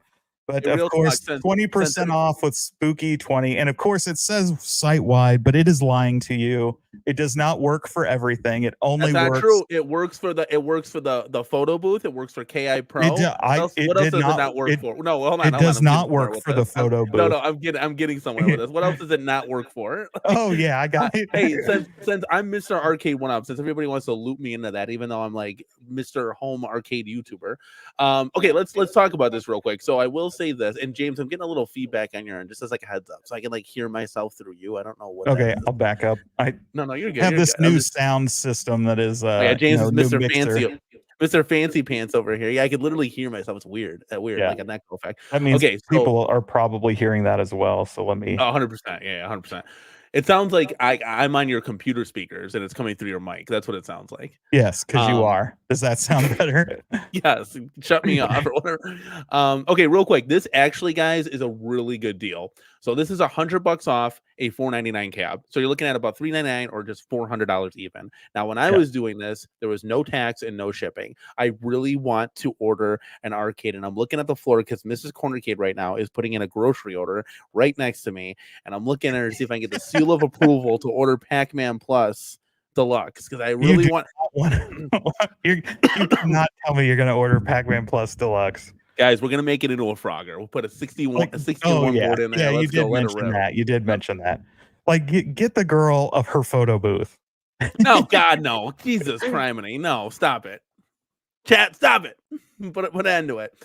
But there are I actually would do like I was thinking. I wanted to save this, but I'm gonna spill the beans. We got X-Men behind us, the beat 'em up.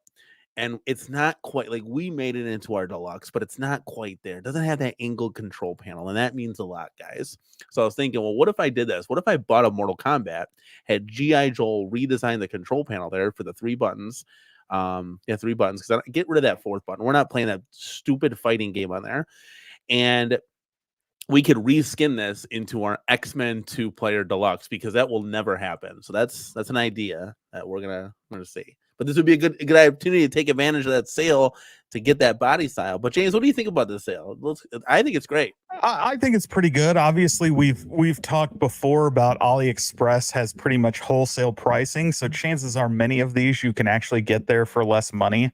And they seem to be shipping from Spreetail, who was Shop Hippo supplier, so legitimate sources. So I'm torn. I do think this is a good sale. I've been wanting to pick up an MK2 Deluxe for a while because I don't. You don't have it. How do you not have an MK2 Deluxe? I have the Legacy, and I just don't care about going online. Hey, I got two of them. Same game list, so I was like, But if I can get it at a good price, I'll use it and I'll go play online, right? So, and I've also thought about turning that one into, WrestleMania, which I know you're working on. No, I talked about that before. I was planning on that, and then you guys announced it, and I was like, well, now I'm not going to do it. No, listen, you took my hat. Yeah, you took my picture of my thumbnail. Now you're taking my ideas. Get out of here. I'm just going to steal it all. No, it's great. It's great. So I tabled that because you were doing it, and ultimately I heard now that there's a rumor that we may see a WrestleMania legit. I really have tabled that. Yeah, So, if we get a WrestleMania, I'm gonna drop my pants. I think like that's what we're talking about. We're talking about banger titles. Like, yeah. what you think it's gonna come from Arcade1up? I think it's coming from John D. That's I don't know. We'll see. I think it makes the most sense that it comes from Arcade1up, given that they have the license to Midway already. That's where John D was working on it theoretically, from what I hear through the rumor mills, that they would be doing it. But it's entirely possible maybe he landed them. I mean, obviously he had the contacts to do it. Either way, I don't care who makes it. I actually want that game. I just hope it's not too destroyed with licensing, meaning, if we don't have Doink the Clown, I'm going to be not happy. If we don't have The Undertaker, I'm going to not be happy. So I hope they can get the vast majority of the original characters in there. And I hope they keep them all, even if they just got to rotate somebody newer in there to make up for one of the other characters. But put the bloodline in there. No, I'm just kidding. yeah, That would be I always classic enjoyed that one a lot. classic. MK meets wrestling. That's what that game it was is. a good It's game. so It's a fun. good game. Yeah, it was a really good game. That's why we want to make it. And it has that body style. So anything, guys, you can use your imagination. Anything that has that body style, guys, applying vinyl is so easy. We did it on the Killer Instinct. It looks incredible, guys. It literally, you can do this, guys. It's not hard. The problem is just getting the games on there. Like, that's not something that I don't know how to hook up a mini PC and encode the encoder board and do all the dip switches and all that. I don't know how to do any of that stuff, but I can lay vinyl down. I can swap out buttons. I can slide in a new marquee. Like, you can light up the coin doors. It's a chance to get something that you really want. We sit here every day as Home Arcade YouTubers, Home Arcade fans, guys in the chat. We're always just sitting, what if? Man, I wish they did this. What about that? And we're just sitting here and waiting, and time goes on and on, year after year. And it's just like, guys, we got to take this back into our control, okay? Like, Arcade1up, great. You can provide the CNC files pretty much and just build us whatever cab shape we need so we can then go and use it for whatever we want, mod project that we want to actually get and get excited for and to bring into our home arcade. Yeah, you have all these companies building these huge multi-cades, right? And charging a ton of money for them. Where if we could just get some companies to make shells with monitors and let us kind of put our own controls in and our own, Raspberry Pis or PCs or whatever, we could make any game we wanted, because there's lots of companies that produce the art and things like that. We could use legitimate too. Like, you could go through, I'm not even saying like, hey, go take ROMs and play them. While there clearly are going to be people that do that, you could throw a PS4, PS5 in one of these things, have the right form factor, and go legitimately buy some of the Capcom arcade packs and have almost every arcade game Capcom has between those 4 packs, and you're playing it on a real looking cab, like a real replica cab. I mean, all we need is somebody to make us the form factors and another company to supply the screens. Of course, we know Buy Stuff Arcades can supply the screens. So if we have somebody like G.I. Joel or somebody else making us kits that are based on the designs, the form factors that most of the cabs are known for, you only have like 5 or 6 maybe that you could have to choose from. And you're just talking the cost of wood and shipping, and you don't really need to put all the graphics on and everything else. That, sure, total cost for somebody's probably going to be more than on Arcade1up, but probably not tremendously more. But it's going to be more versatile because you can now put any of the games you want. Of course, what you lose is maybe some of that online play. So that again goes to where you might actually want to do legit copies and do things like with your PS4, PS5, or Fightcade, things like that. So then you get the look and you get the ability to go online and play people. But to me, that's like some of the games we want, they're never going to make. Nobody's going to make a Splatterhouse for me, right? And so if I want Splatterhouse, I have to buy it or build it. We're never going to see a Mappy. So, like, man, I would love to see a form factor of Mappy. Even though you get Mappy and Pac-Man, they haven't released Mappy as the lead title. I would buy that if they did. And I would probably kick Pac-Man out of the house because I'd rather have the Mappy form factor than that Pac-Man. but they're not going to do it. And definitely, if the claw machines keep going their way, they might not do anything Yeah, anymore. that's rough.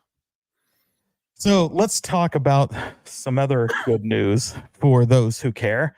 And I care because I actually really enjoy this. I got to, as I've mentioned before on this channel, and I put up a review video on it, the Nova Blast. And I know Neo Severa was in the chat earlier. This thing is now shipping. People are actually getting those. This is one of the first ones. This guy ordered it. I think he said 5 minutes or 4 minutes after it went online. So this is one of the very first people to order it. He got his, I believe it was yesterday. And he got his shipping notice 6 days earlier. So he got it within 6 days, shipped from California to his house, and he's got it set up, and there it is. So the Nova Blast is a reality now, and people are going to start getting those. So chances are you'll hear from P-Dub soon, maybe Fox if he picked one up. Lots of people now getting these. So I'm pretty excited. I do not have one pre-ordered, but I have talked to a dealer here in town that does work closely with Unico, and he knows I want one the second he gets them in. So I got a chance to play this, and I know I'm not a candy cab kind of guy. But man, it is a world of difference when you sit down at it and play. It is. I don't know how to explain it, but I wanted it immediately. Like before I played it, I was like, "Yeah, I don't really want this thing. It's more of a fighter thing. It's more of whatever."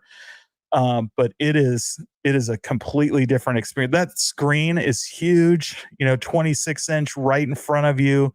Great controls. It's comfortable to sit at.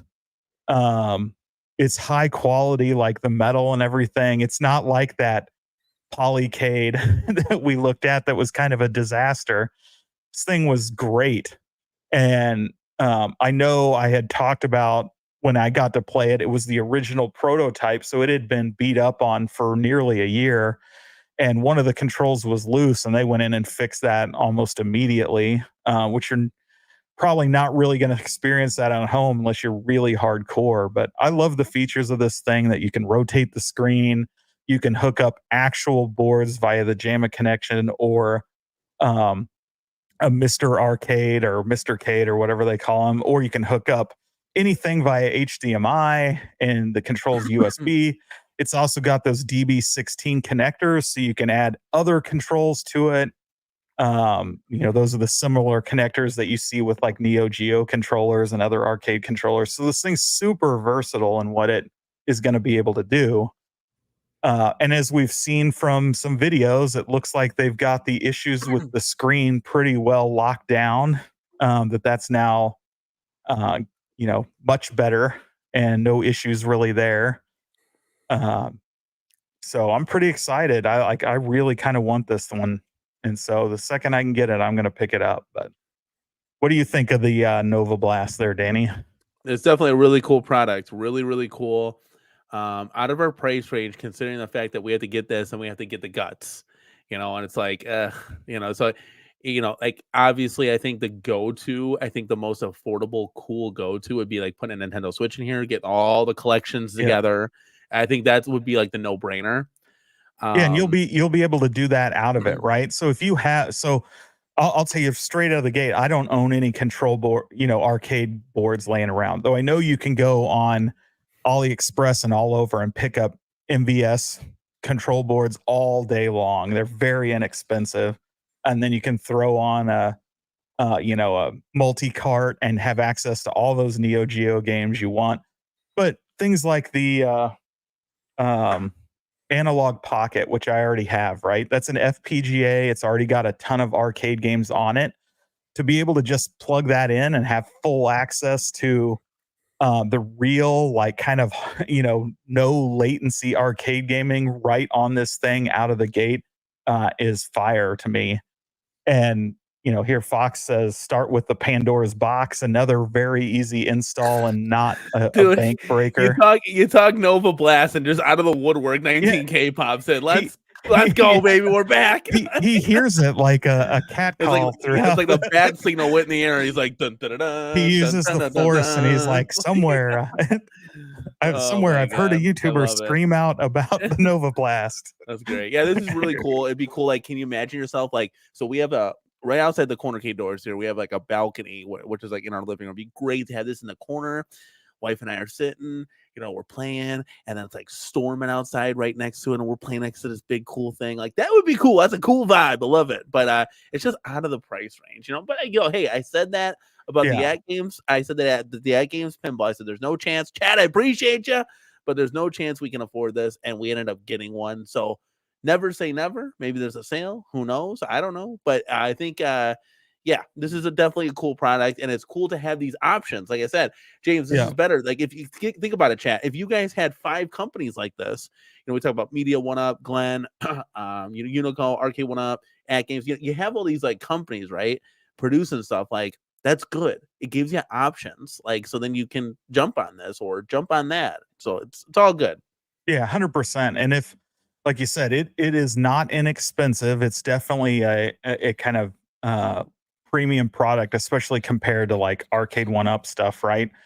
But if you haven't been purchasing a bunch of Arcade1ups because, quite frankly, they haven't been making anything, and you're not really into pinball, this is something that I think is a little more attractive given its versatility for what it can be used for. Let's face it, there's not a lot of like big ass 26-inch screen home arcade products out there. I know there are a few, but generally most of those are widescreen, not necessarily a 4x3 like this is.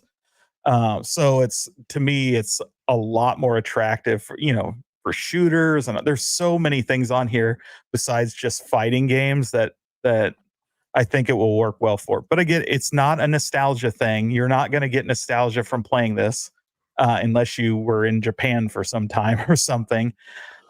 Because, quite frankly, everybody knows candy cabs weren't exactly popular here when they, you see them now more often as people have imported them, but they were never a staple of arcades here. And so, we just don't have that nostalgia. But for a home console or a home arcade quality home machine, I think this does it for me. This is awesome. And there is a deep rooted hardcore, much like the pinball community. Like, that's like an underground just society, what I'm saying? Like, that I discovered. And tell that to B, the guy that he went to the guy's house in California. He had the guy that runs the arcade out of his garage. Yeah, I mean, that was like retro nostalgia, dude. Like, that's what it's about. And you could easily get this and do the same thing. I mean, this is commercial grade, guys. So that would fit right in with the other candy cabs. Yeah, and Dre, Mikey said something similar this afternoon. I don't think this is a either or kind of thing for me. Glenn's thing is super attractive to me, especially when you're looking at it as like a Donkey Kong or Nintendo style cab. And I think they're different use cases. I think they're totally different, right? I think Glenn's I'm going to be attracted to because I can make it look like a Donkey Kong or a Punch Out or, a Mario Brothers. Doesn't it weigh like 300 pounds? Somebody was saying I think does it weigh that much? I think that's what it was going to weigh with what it was. Now it's down to like a 19-inch monitor and stuff. So I think it'll be under that, right? Because they had to get the shipping down. Oh, yeah. That'd be an arm and a leg. It'll still look great, and I'm very excited for it. But to me, that's more, for me, Glenn's is going to be more about fitting what I'm already doing with Arcade1up and these other things, which is making the replica, right? Yeah. And 100%. So I want that replica. I definitely want a Nintendo cab replica, right? And so that I'm fired up about. And then I have this, which would, to me, fills the generic multi-cade gap, I think, for me. I like the ability that it's got the JAMA connectors and stuff like that. And I know Glenn has talked about that as well on his. But I like the idea that you can actually just go buy boards, because you can find the boards many places. I see them on Marketplace. They're on eBay. They're all over. But that becomes a whole other ball of wax about the power supplies and everything else you need to power those. But um, it opens that up if you want to start dabbling into the real arcade board mechanisms. But I see them both. I can see value in both of those machines, and certainly a 26-inch machine that's designed for two players, you're going to be far more comfortable playing two players than on a 19-inch monitor. Though the 19 inches are still decent size for that, you're way more comfortable on this. You can have two adults sitting next to each other playing 100%. on this, and nobody's scrunched. Nobody's having any crammed. issues. Everybody's got room. Yeah, 100%. That's the one good positive that you can take away from this. Yeah. But I'm up for both of these, right? But I get it. Not everybody's going to make two big purchases in a year, and obviously, supporting Glenn is big.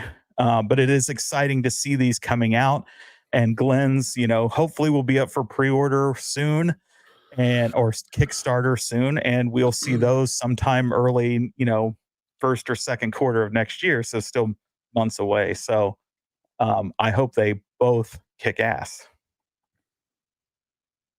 Mad Ben says this is a modern version of the Blast City cabinet from Japan. Yeah, so they have kind of two different styles of that top marquee that you can get. I think one's kind of mimicking Astro City and the other one mimicking Blast City a little bit. I'm certainly no candy cab expert, but I hear there is a candy cab guy in the stream who's also a Nova Unico guy who might know more. Do you think Glenn will have options to make it a racing cab? If I know Glenn, he'll have options to make it an everything cab.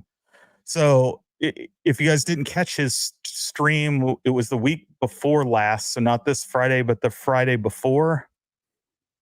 Maybe it was 2 Fridays ago, because the one Friday he was doing all the interviews with the Terrifier guy. But the week before, I think he showed off the schematics and the renders of the 3D models of the cab.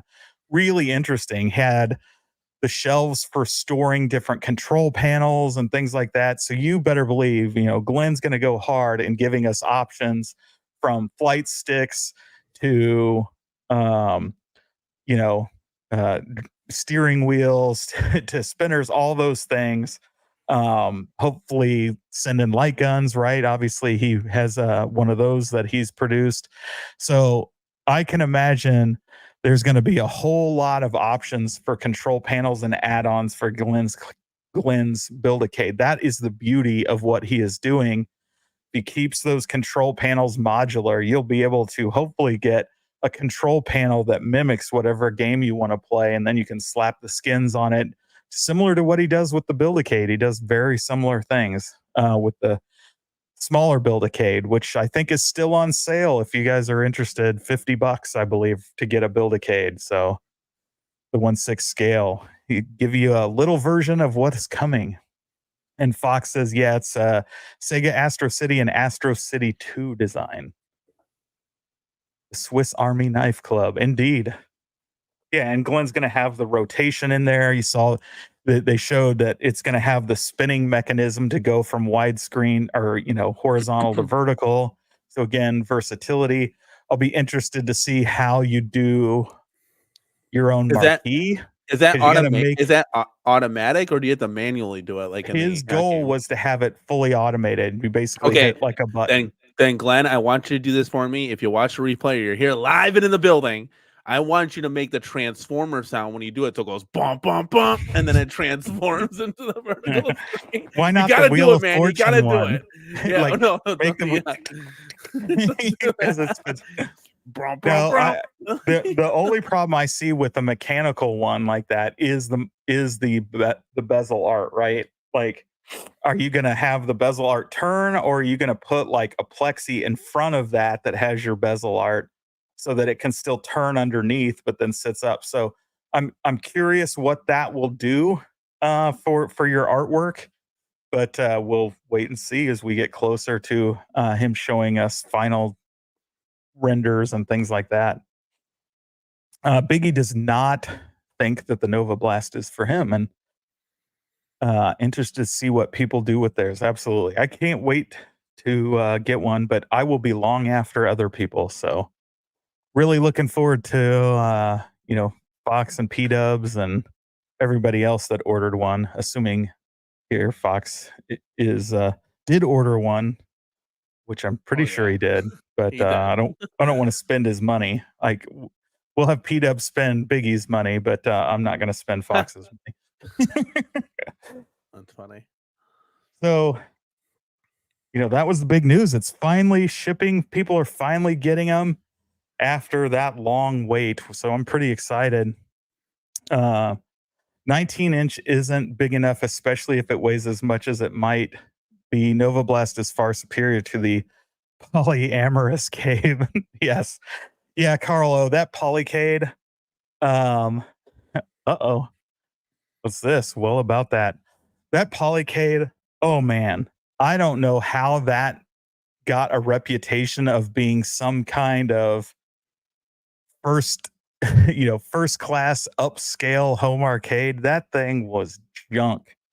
Yeah, you want to talk about James hating everything. James, sound off, baby. Yeah, it was like the ones that I played, the games didn't work right, the controls didn't work right. You saw the video with Fox playing Centipede with a joystick. The finish wasn't even good on that thing. Like, I don't know what they were trying to sell out there, but that is not something that should be costing people $2,000, $3,000, $5,000, $6,000. That like is insanity, yeah, dude. like the cheap one is over $2,000 and it's a tiny screen. Yes. Yeah. Okay, here. So it's funny that you bring that up. I had, my wife, our kids, and they, hey, we look at the Polycades here. So we sat them down. I'm trying to get them into a game, right? I'm a home arcade YouTuber. Can't even do that. It was a disaster. That thing is a shit show on I would say on wheels, but it's on the wall. And that thing is just an abomination. You can't even get into a game, guys. You can't even get into a game. That's how bad this thing is. It's horrible. Horrible. Carlos says, but rappers, they got it for free. They're not even gonna touch it, man. It's all just for looks and to put on your wall. That's it. Yeah. Yes, and James, cut back on the ads, Mike. I'm just kidding. Yeah. No, I dropped it in there. Like, I appreciate the feedback because I can't see them, and I'm still trying to learn how this thing works. I told it to be conservative and let it handle it. So if you want some advice, and this is what I do, and chat, correct me if I'm wrong. When we're live, because you never know when there's an exciting breaking news moment or the corner cade's going to go off, right? We don't do ads during lives. So all of the live streams, it's ad free, guys. We're bringing it to you. The replay, you add ads on the replay. So then you'll add it on the replay. That's what I do. And I got a lot of positive feedback for that. But I can't stand it, especially doing giveaways and stuff. Or you got a guest on, and it's like a 20-minute ad about politics. It's like, dude, shut up. Like, that's all enough. it is. Like right now, like I can't stand the ads on YouTube because it is just nonstop. This politician is bad and I'm great. And then the very next video is that guy you just heard from is bad and I'm the great one. Like, it's so stupid. Like, it is so annoying. I can't wait for it to be over. They're back to back. Speaking of the politics, are we doing do we want to do a politics stream? Chat. Are we going to do it? The red versus the blue. That is a great segue. Whoop, I put the wrong thing. We don't want that on there. Let's remove that. The Polycade looks great now. Or not the Polycade. Yeah, so Danny and I have been talking for the last couple weeks about potentially doing an election night live stream. And so, not politics. 100%. So far left versus far right stream. Yeah. We'll talk arcades, we'll talk games, we may play some games. We'll watch the returns come in, we'll watch history happen, and so maybe at least announce like when states are called or races are called or whatever to keep you guys informed. But it's just to hang out, watch history unfold, and talk arcades and everything else. It's trying to keep it apolitical because I know people believe one way or the other. I know that might be somewhat of a challenge, so we'll try to keep a handle on that in the chat and stuff. But what do you guys think? Are you interested in us doing that? Put a 1 in the chat. We'll probably bring on other guests as well throughout the night and to hang out. Can we bring the Yeah. candidates on live and in the building and interview them? We may. Get their thoughts? I have it on CNN good authority. correspondent? We may be able to get some candidates on. So look at Neo Severe. I love it, dude. MVS Red versus Capcom Blue, baby. Yeah, that's the election we need. I wish we were having the Arcade1up new CEO and president CEO election on Tuesday, but nope, it's just these politicians. I'll be in my bunker. I'll watch it on 44p. Leave the politics off of this channel. Again, not politics. It's just an election night live stream talking about arcades, not politics. It's so funny because here's good feedback. Like to just think about it. Think about it, chat. This is just people talking, right? So this kind of stuff is what leads, one would think, to the next 4+ years, right? Of how we pay for gas, everything, guys. Why milk is $8? Can't afford a home. Like daycare's $3,000 a month for 2 kids. Insanity. Like all of this stuff, right? But it's like people are so shy to talk about it. It's like, well, it's like, you know, like I'm trying to get you to convert to a certain religion or something. You know, it's very interesting. James, I don't have a horse in a race. Don't have a horse in a race, guys. I think there's a lot of bad stuff before. There's going to be a lot of bad stuff in the future. And I just, at the end of the day, I just want to be able to afford a home. I want to get a basement to set up the home arcade. Let's go. I want, you want things, right, James? You want, I get a tax return. Let's make it higher. Like, there's no way that 2 working adults can't afford a home in America. It's just out of your mind. Like, it's crazy. It's crazy talk, like, right now. Yeah. So yeah, I mean, Mike MC, however you want to pronounce it. To be. Yeah, makes a good point, right? It'll be hard to stay off politics, but that's the goal, is to talk strictly about home arcade, just announce races. My goal would be to put the chat on some sort of you got to be a sub to comment, so we don't have randos coming in here, and just be upfront and clear that anybody that starts getting political, that'd be funny if we had like 5,000 people watching because timed out, right? the thumbnail. So this is a different one from Penny Arcade. So, you know, I appreciate the feedback, and so like I said, if there's not really any interest in it, we probably won't do it. Yeah, you guys run the show here. We're not in charge, guys. You guys are. That's why we asked. You know, yeah, we just thought it would be interesting. You know, it is a historic thing. You get to do this once every 4 years, right? And is it like the Olympics? Yeah, I mean, and for some people, it's you know, that get too into politics, it's the Super Bowl of politics.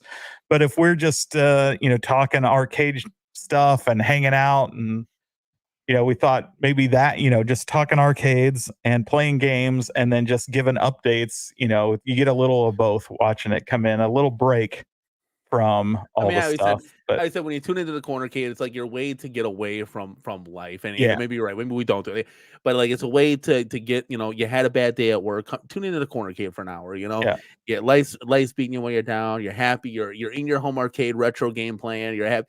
Speaking of retro games, I'm looking in the back, James, and what do you see back there next to Fast and the Furious? Maybe full screen real quick. Can you guys see that beautiful Children of the Atom marquee? Look at that thing. No more X-Men 97 marquee. And then our Killer Instinct Project mod is right to the left of that. I'm looking at that thing. I'm like, yes, that's what modding's all about, man. Making it great again. All right, get me out of here. Yeah. So we got like 100 people in the chat, and I think it's pretty clear like nobody's fired up about that. So we'll table that idea, I think. Okay, so if you want to tune in on my channel, we're gonna go full politics discussion. I'm just kidding. And then followed by a religion stream. No, Dude, I'm here to have fun, guys. Hopefully, we can be entertaining for you guys. Like, right, we're having fun. We're chilling, we're chatting. We're not walking, talking because we're sitting and squatting or whatever you want to say it.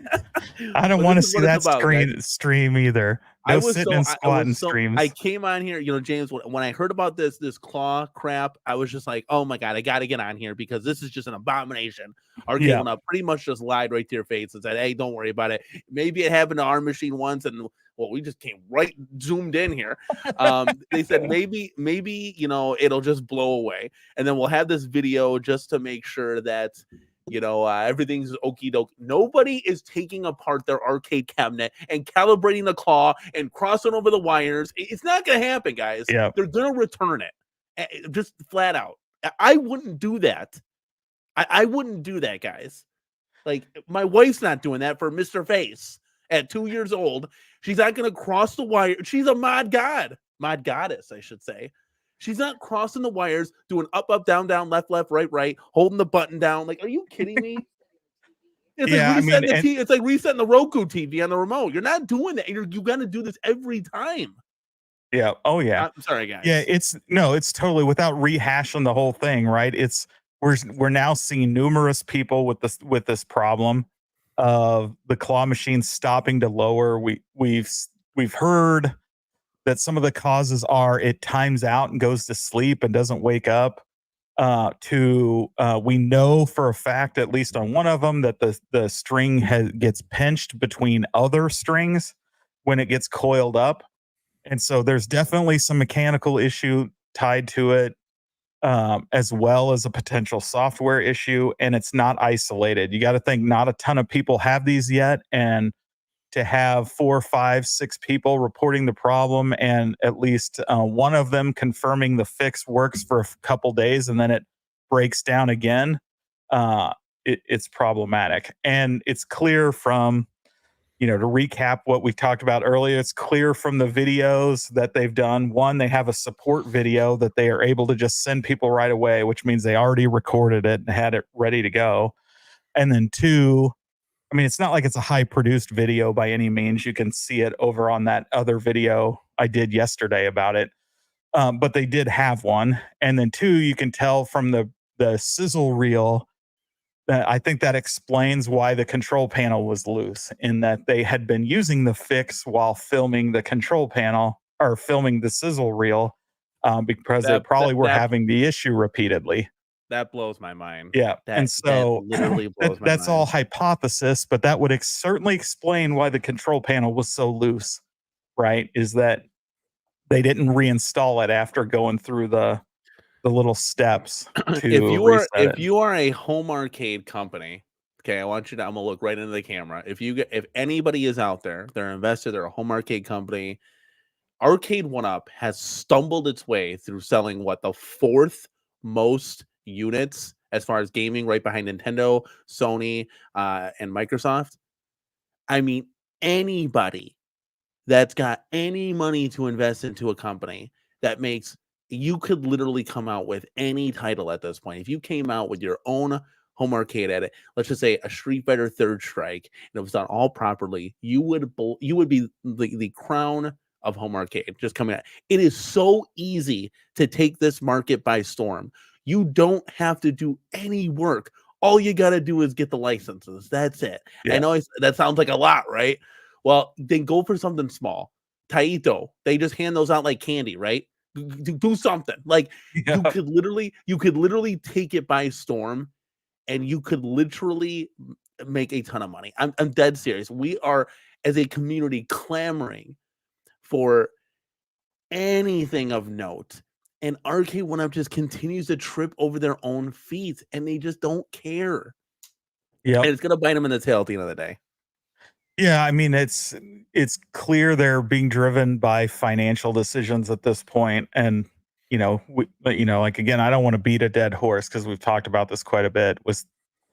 They're more worried about fourth quarter sales than they are thinking beyond that, and this is going to come back to bite them if they have this many problems. I would imagine people are going to start returning these. Right now, the people have fixed them. They seem okay with having the fix, and it hasn't annoyed them yet. You're going to fix it every time? Yeah. Well, yeah. Let's see if they keep breaking every couple days. That's only a matter of time before they start pushing back, right? And saying, hey, Nat, this is ridiculous. Like, you've got to do something. And if not, I'm taking it back or getting rid of it. I think it's a problem. I think they, we can't prove that they knew it had issues. We can hypothesize based on a sizzle reel and some of the support videos they had ready to go, but we won't know for a fact. They'll never tell us for a fact that, oh, yeah, we knew it was broken and we shipped it anyway.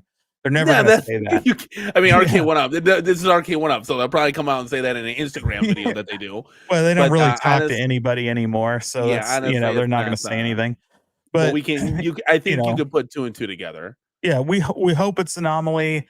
We hope maybe they realize it at some point and have a version 1.1 that's fixed, and maybe those just weren't in that first container, and the second container that gets here maybe work better. It's just all guessing at this point, but what we do know is that it seems like a high percentage of people that got theirs early out of this first shipment of 720 that have landed are having problems. And so next week, as the Amazon orders start showing up, we should know within a few days of that, like, how prevalent this is, because I would imagine, I saw Adam in here earlier.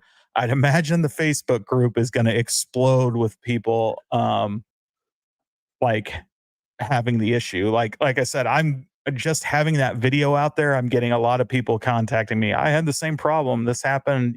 This is what happened, and like, it is not isolated. You know what I So just, it's what I just thought about. So check this out. I think this is all coincidence, but they did the 20% off sale, right? On Arcade1up's website, let's just hypothetically say James, you pre-ordered it, right? You got it, yeah. or whatever, it's in transit. You're like, fuck, the 20%. Like, if they had enough supply and inventory, right? This would have been yet another reason why you don't pre-order, and another stumble upon Arcade1up trying to do something positive, and they trip over their own feet. Because I guarantee if they would have had 1,000 of these things, 1,500, you would have got it for the 20% off. It would have been $3.99, no tax, free shipping. And people that pre-ordered this were like, why the hell do we pre-order it? Like, Well, it would have been the it same could be thing. also why it is quote unquote sold out, right? No, because I think they pulled other cabs, like they pulled the Shack Jam, they pulled Yes, KI Pro. that's what I'm saying. Is I don't like know, all these cabs at the same time went to sold out, right? You had Shack Jam, Fast and Furious, and this all quote unquote sold out. Because why would they want to give $100 off those? I would imagine when it came to Fast and Furious and Shack Jam, that it's a licensing thing. They simply can't discount it that much because of that what they got to pay somebody. But with the claw machine, it's brand new and they're selling it at full price. Why would they want to eat into that? They just say, hey, it's only going to be like 3 days and then we'll put it back in stock. So if you see it on Amazon here and the next week, suddenly they have a whole supply of them, that it just went sold out so that they didn't have to sell them. Because the first people that got them, they didn't buy them through Amazon. They bought them from Arcade1up directly, right? And so through their website. And that's what this sell is. They're selling directly through their website these other titles. That's where you get the discount, not through some retailer. I think we're learning just not to pre-order. I think we've all learned that lesson. Even though you want it bad, I know. Just wait. Just yeah, wait. I mean, be a sale. If I were in the chat, I'd say let the let the YouTubers who want to waste their money on it, like myself, because like I said, I'm really regretting it at this point, really having second thoughts. But I thought the biggest let us waste our money and don't waste yours, and don't that's what we're here for. I know it's hard not to get FOMO when we get hyped about this stuff. That's why I wanted to make sure I've been super hyped about this claw machine. That's why I wanted to make sure, like, when I started hearing issues, I came right out and said, look, I'm hearing all these things and seeing these things. Like, you can't hide that stuff, especially if you're like, I was out there being very positive about it because I was excited to get an affordable claw machine. And now people got to know, like, it's not looking good. Like, I don't want it to not look good. I want this thing to be awesome. I want it to be a home run. Yeah, 100%. And we thought the biggest problem was going to be that low control panel. And it could be more than just that now, simple, quick. Oh, I'm going to get a G.I. Joe riser to fix this. And who knows? Yeah, read that comment, buddy. Says, I got my machine today from Amazon, and I sure did just back from buying $250 worth of snacks and small prizes toys. So excited to build it tomorrow. That's awesome, Cynthia. Can't wait. You'll definitely have to let us know. Come back, post in the comments. Let us know in a future stream how it's going for you, how it's working. We know this thing looks beautiful. Would love to know if it keeps running good for you from some of the other things we're hearing. And so this is a great example. Do you think this person now is going to be doing the up, down, left, right, all around, twirl the cab around, put it in your basement, bring it back upstairs, and then make it do work not again? know. I think That's we'll what I'm find talking out, about. right? That's what I'm talking. Just I guess shut it off when you're not using it, which is a bummer. Now, I reached out to the first person I knew that got it was Adam Brooks, who started his YouTube channel and put up a lot of videos. When I had talked to him midday Friday, he had not had this issue. So he didn't have any issues. His has been working fine. So there are people that have it that have not had issues. And then there are a lot that have. So we don't know what the percentage rate is. But again, Plus, as more people start getting these, we'll find out, because it'll either become super prevalent or this issue will kind of disappear. We don't know if it's a time limit. It could be like after 2 hours, or maybe people are we only just playing don't their know home arcade for an hour. We don't know don't that. have enough info. I wish we could get that, because if you could say, oh, it's after 5 hours, not like you have to keep a clock in the back of your head on when you got to shut this thing off. But yeah, James will fix that for everybody. Do not fill my with claw machines, please. The good thing about the sale is that they don't charge tax or shipping. Yeah, that's a huge bonus, which they're legally not required to charge tax. But hey, that's their problem that they got to come up with the tax. Calves for $400 all in is not too bad. And I couldn't agree more. I think the sale's pretty good, but you got 20 minutes to take advantage of it if you're in the central time zone. Yeah, Mrs. Corner Kid doesn't want to say anything on the mic, so I might just go ahead and order Pac-Man Plus Deluxe. So I gave you a chance to say something. You didn't want to, so it's raining in the desert, and it's raining here as well, Biggie. We got a storm out here. Or at least we did. Rain. I don't know if it's still raining. I'm in my basement bunker. James, let's bring up the Doppler. Let's see if it's supposed to rain here too. This is definitely not a weather channel. Well, we went from, it's like you're switching to the news. We went from sports to arcades to politics to weather. You know how I check the weather is I look out my window. My worry is that since I bought from Amazon, if there is an issue with it, they won't take care of it because it's already built, and the whole process is what worries me most. So I will say my experience with Amazon returns is awesome. Like, I've never had an issue. Like, they've taken everything back. Like, I have a UPS store literally half a mile away, and I don't even have to box the stuff up. I just take it down there, let them scan a code on my phone, and then walk out, and they box it up for me. Right. And so you may still have to get something there, but they have to take care of shipping it back to Amazon. So like if you do have a major issue where you need to send it back, I wouldn't even disassemble the thing. I would just put it in the back of a truck and drive it to UPS store and say, here you go, have fun. Yeah, right. Because they got to figure out how to get it back to Amazon. But just a tip, I would say that Amazon is one of the few places where I never have any problems returning stuff. They're very good about it. Thor KC gives up a really good point here, guys. Like, when we talk about pre-ordering, always pre-order New Wave toys. Like, that's 100%, because if you don't, you might not have a chance to get it. Plus, they give it to you at a discount. So yeah, you get a huge discount. Think about it. If Arcade1up did 20% off pre-orders, and everybody laughed when I said this kind of thing, like, it was like, dude, giving $100 off. Well, I can't do that. I can't do that. You had $299 Street Fighter Dynamo. Do it. Like, get people hyped or get people out, kind of thing. Like, so that would be incredible to then want to have an incentive to pre-order. And no offense, I have the Blitz hat too, James, but the Blitz hat ain't getting it done for the pre-orders. So New Wave toys, like, go ahead, pre-order through there. AtGames definitely pre-order, because you get that price again. It's all about the price, man. But yeah, there you go, boom. Like, my son loves his hat, by the way. So. But that ain't getting someday it done. That hat's gonna be worth like literally, a penny. dozen maybe. pennies, maybe. Dude, I got James. You want to talk about something? I have a Hank Aaron signed baseball card, and you can't get more than $100 for it. I thought I was gonna get like 10 grand for it. I'm like, you know what, Bill? We're rebuilding the home arcade, and then I check prices, and it's like a Snickers bar and a pack of gum. It's like, what? Like, I didn't even think. So I was like, I was taken back. So that's Hank Aaron, guys. Does anybody know who Hank Aaron is? Who's no? Everybody knows who Hank legend, Aaron icon. is. Come on, guys. Isn't he the guy that took? Never mind. Don't want to get political about the vaccine or anything. I know. Dumb joke. I get it. No, he's Put the a one king. in the chat if you're hyped. He's the home run king. Yeah, Well, before everybody started juicing and changing the game, he was the man. He should still be the man. And that's crazy to me how it's only worth like $100 tops.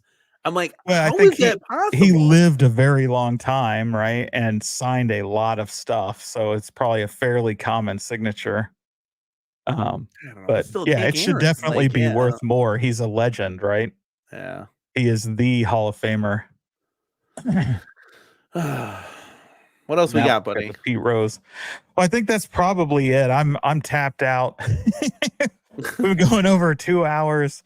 You know, really the news of the week is this claw machine drama. And we actually got some big sales from two companies, and got a new home arcade product, and the Nova Blast has started showing up. So I'm not sure what else there is to talk about. We've talked about the AtGames pack. I honestly have only played Knight Rider because that was the only table I was super interested in. So I still got to spend some time with Xena and Battlestar Galactica, but I hear at least Battlestar Galactica, I hear is really good. Yeah, Dubs was saying that Battlestar Galactica was rocking his house. He got like notifications that like he was breaking glass or something. Yeah, I'm interested to try that one. I wonder how many people, because obviously the themes of these tables, the IPs seem to play a lot into people's love of a table. So I wonder how much of Battlestar Galactica love of the show plays into his love of that table. Pull up when you're done with this comment. Pull up Dre God. We got to help Dre God out here. Okay. Of the commercial machines I saw today, quite a bit of them had acrylic shelf mounted to the back with bigger prize displayed that aren't reachable. I'd like to see something like that offered. 100%. Cynthia, that's cool. One of the great things. I have a whole bunch of mods in mind. Huge mod potential, right? Because there is a lot of things like that. Shelves to display prizes, have other prizes there to putting the glass beads in the bottom, or fish tank gravel is really good because you can get that ultraviolet light reflection off those. There's just so many things you can do that would make these things really fun and cool. But we need it to work reliably. So hopefully it does, and wishing you all the success and all the good wishes so that yours rocks exactly like it should be. And so which one were you saying? Dre Gott's got a few up here. The Wheel of Fortune one? That one right there. Yep. Okay, so Dre, I'll give you, James, you never played with this, right? You never had this, or what? I watched you play on the stream one time. Like that is not for me, because one, I actually do really like the real Wheel of Fortune slot machine, and that ain't it. All right, let me tell you this, Dre. You're listening. I'm here to help you, kid. Okay, Dre, do you have somebody to play with you with this, or do you really like solving puzzles? Okay, I gotta know this. So let me know in the chat. I'm gonna steer you in one way or another. Because truly on this thing, there is one game and one game only. And that's where you're solving the puzzles and spinning and getting the casino slots going. That's the only game. This game is a one game cab. The other games, you're not going to play those. I'm telling you right now, you're not going to play any of them. You mean you're not getting on and playing solitaire? And no, you're not playing that game crossword puzzles. You look at the different pictures and you see which one's different. No, you're not playing any of those extra games. This is literally like the Atari 2600 games that were added. You're not playing any of them. The Yard's Revenge, maybe. That's it. But you're not playing any of them. Me and my wife would actually play the shit out of Photo Hunt. Like if they sold it as a Photo Hunt bar top, I would probably pick it up. It's a big magnifying glass instead of the Wheel of Fortune marquee. Kind of thing Yeah, on top. I mean, if Dre it's just a come bar on, top, that's what photo hunt is, right? all right. Dre God said my wife don't like it. She said Atari 50th. All right, Dre. I'm just letting you know. I'm letting you know if you like solving puzzles, get it. It's fun because you want to see how far you can go. I mean, me and my wife got up to 50, and then the machine froze. And then I Yeah. wanted So to throw the having casino said that, cave. though, you can play Wheel of Fortune to solve puzzles a whole lot cheaper in many Yeah, but if other you want ways. if you trust me, we've been down this road 110,000 times. People always say this. Dude, I have a mini PC with 6,000 games on it. Of course, Yeah. I can just lay in bed and play on TV. I'm not buying the games. I'm buying the atmosphere, guys. I'm buying all the attract modes playing. Okay, so if you want to add it to your home arcade for 400, I Isn't got that mine one for that's like 250. readily available on AliExpress for 300 or less, or Yeah, right so just around? make sure, guys, you're checking the seller that you're buying it from. Make sure you buy from like the sellers that have like 100,000 sold. Don't buy from the sellers that have like 20 sold. Those are Yeah. obviously not legit sellers. So I just want to preference that. So just when you're going Even there, then, just make check the sure you're seller. using like PayPal or something and cover 100%. yourself. Use a credit But card. yeah, Definitely, I definitely. mean, it's like any marketplace. Like you go to eBay, there's a ton of good sellers and there's some crappy ones. You go to That Amazon, there's a ton of good sellers and 100%. there's It's some like that crappy anywhere. ones. Yeah. Carlo, I will say this. I'm sorry. I didn't want to offend anybody with the 2,600 games. All jokes aside. But yeah, we were disappointed because me and my wife really wanted. We were like, hey, this is dope. Like we got all these added games. Even if there's 4 games on there, that's still 4 more than we had before. And every game we played, we're like, this is brutal. And we love retro games. I think it's just arcades. We got to stick to arcade gaming. Yeah. Like I can't. We tried, guys. We gave it a shot, and it was absolutely brutal. Like playing Yeah, the basketball on that thing is brutal. 2600 is It didn't age that's well.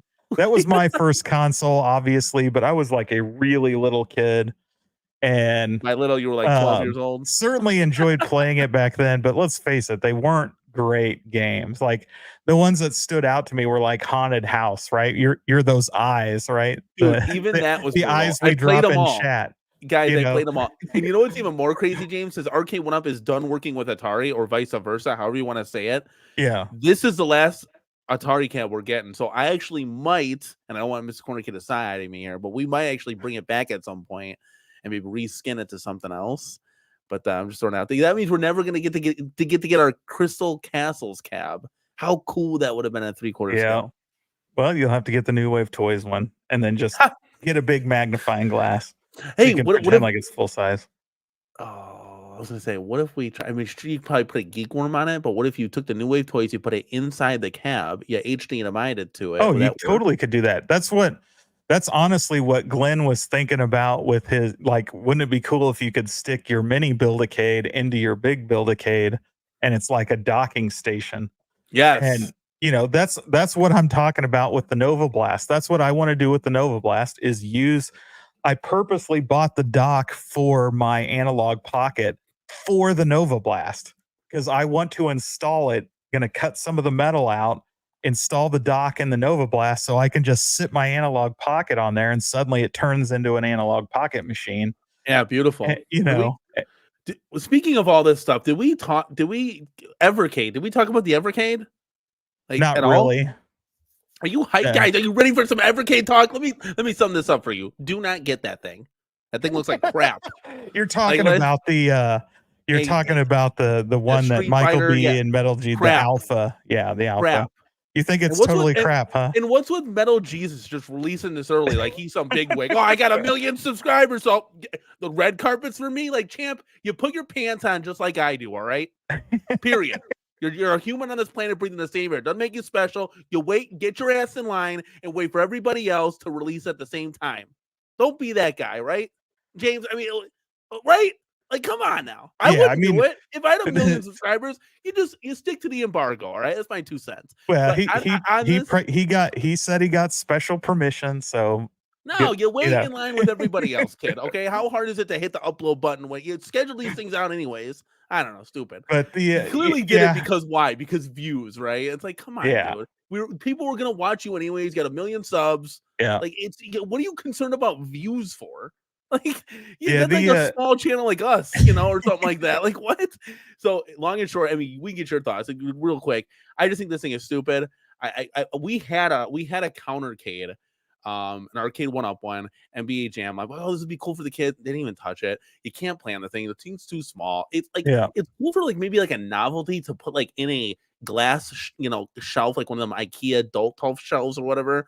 Then like light it. You have that for the action figures kind of thing. If you put it in there, kind of like arcade history or whatever. No, it's just the whole thing is just it's stupid. Like I can see it again. It's for like the people that like countercades, the apartment people, right, that want to have some sort of arcade nostalgia but don't have the room to fill a whole room with I'd rather have and so I get it. It's a European company, it's UK specifically, I think these guys are, if I remember right, but it's huge in Europe, and there's not a lot of big houses and things like that. So I get why they made it and where the niche is. But it's the same thing for me with Arcade1up. I don't like countercades from Arcade1up either. No. This is not a knock against people that really like them. That. And Neo Severa's in here. Obviously, MVS, Neo Geo makes a ton, or SNK makes a ton of those little ones. Right, they make really cool? all those Neo Geo ones. This would be cool. This would be cool. Now, hear me out, chat. This just came to me. Okay, let's say Evercade did just like a multi-Cade or whatever the case, right? 3/4 scale or XL, and you take your cartridges, you plug it in the front, just like that deck, that Intech deck, right? Now we're cooking with fire. Now I can play like all these games on this thing. Like that's cool. And you had like a shelf built in that like you could press the front, the kick plate, it opens up, and you could put all your cartridges inside. Yep. That would be cool, especially if you could just install more than just 2 carts and have them all just in there. Like, but again, they're a European company, so it's going to be hard to build a 3/4 K arcade, ship it all over. But you're not wrong. I would have done it. And anyone invested in the ecosystem would find value in the mini bar top. I finally, and I'm talking to myself back here because not near the mic. We can't hear you. I finally got my Evercade thing. Like, I pre-ordered this thing when it came out, and they just now shipped it to me like, several days ago. So it's sitting here so that I can finally experience the Evercade love.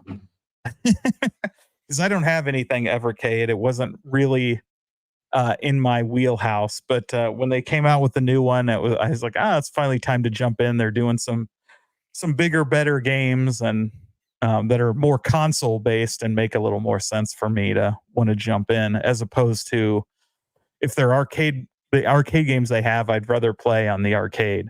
Amiga games, I'd rather play on my computer and use a mouse and a keyboard, right?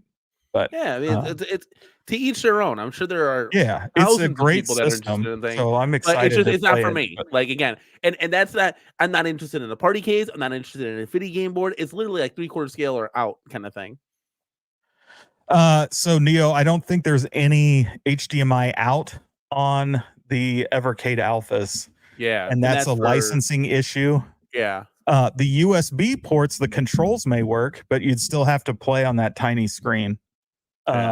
Because it does have USB controller support, so you can plug in and play with more players, but with no HDMI out, probably not going to work on the Nova Blast. And the VSR, I would imagine there's no reason this shouldn't work. Because I think all the controllers are USB. Bring it more. Yep, there you go. The VSR, dude. James is actually going to be giving this away on tonight's show. So put hashtag not as long as it took me to finally get it.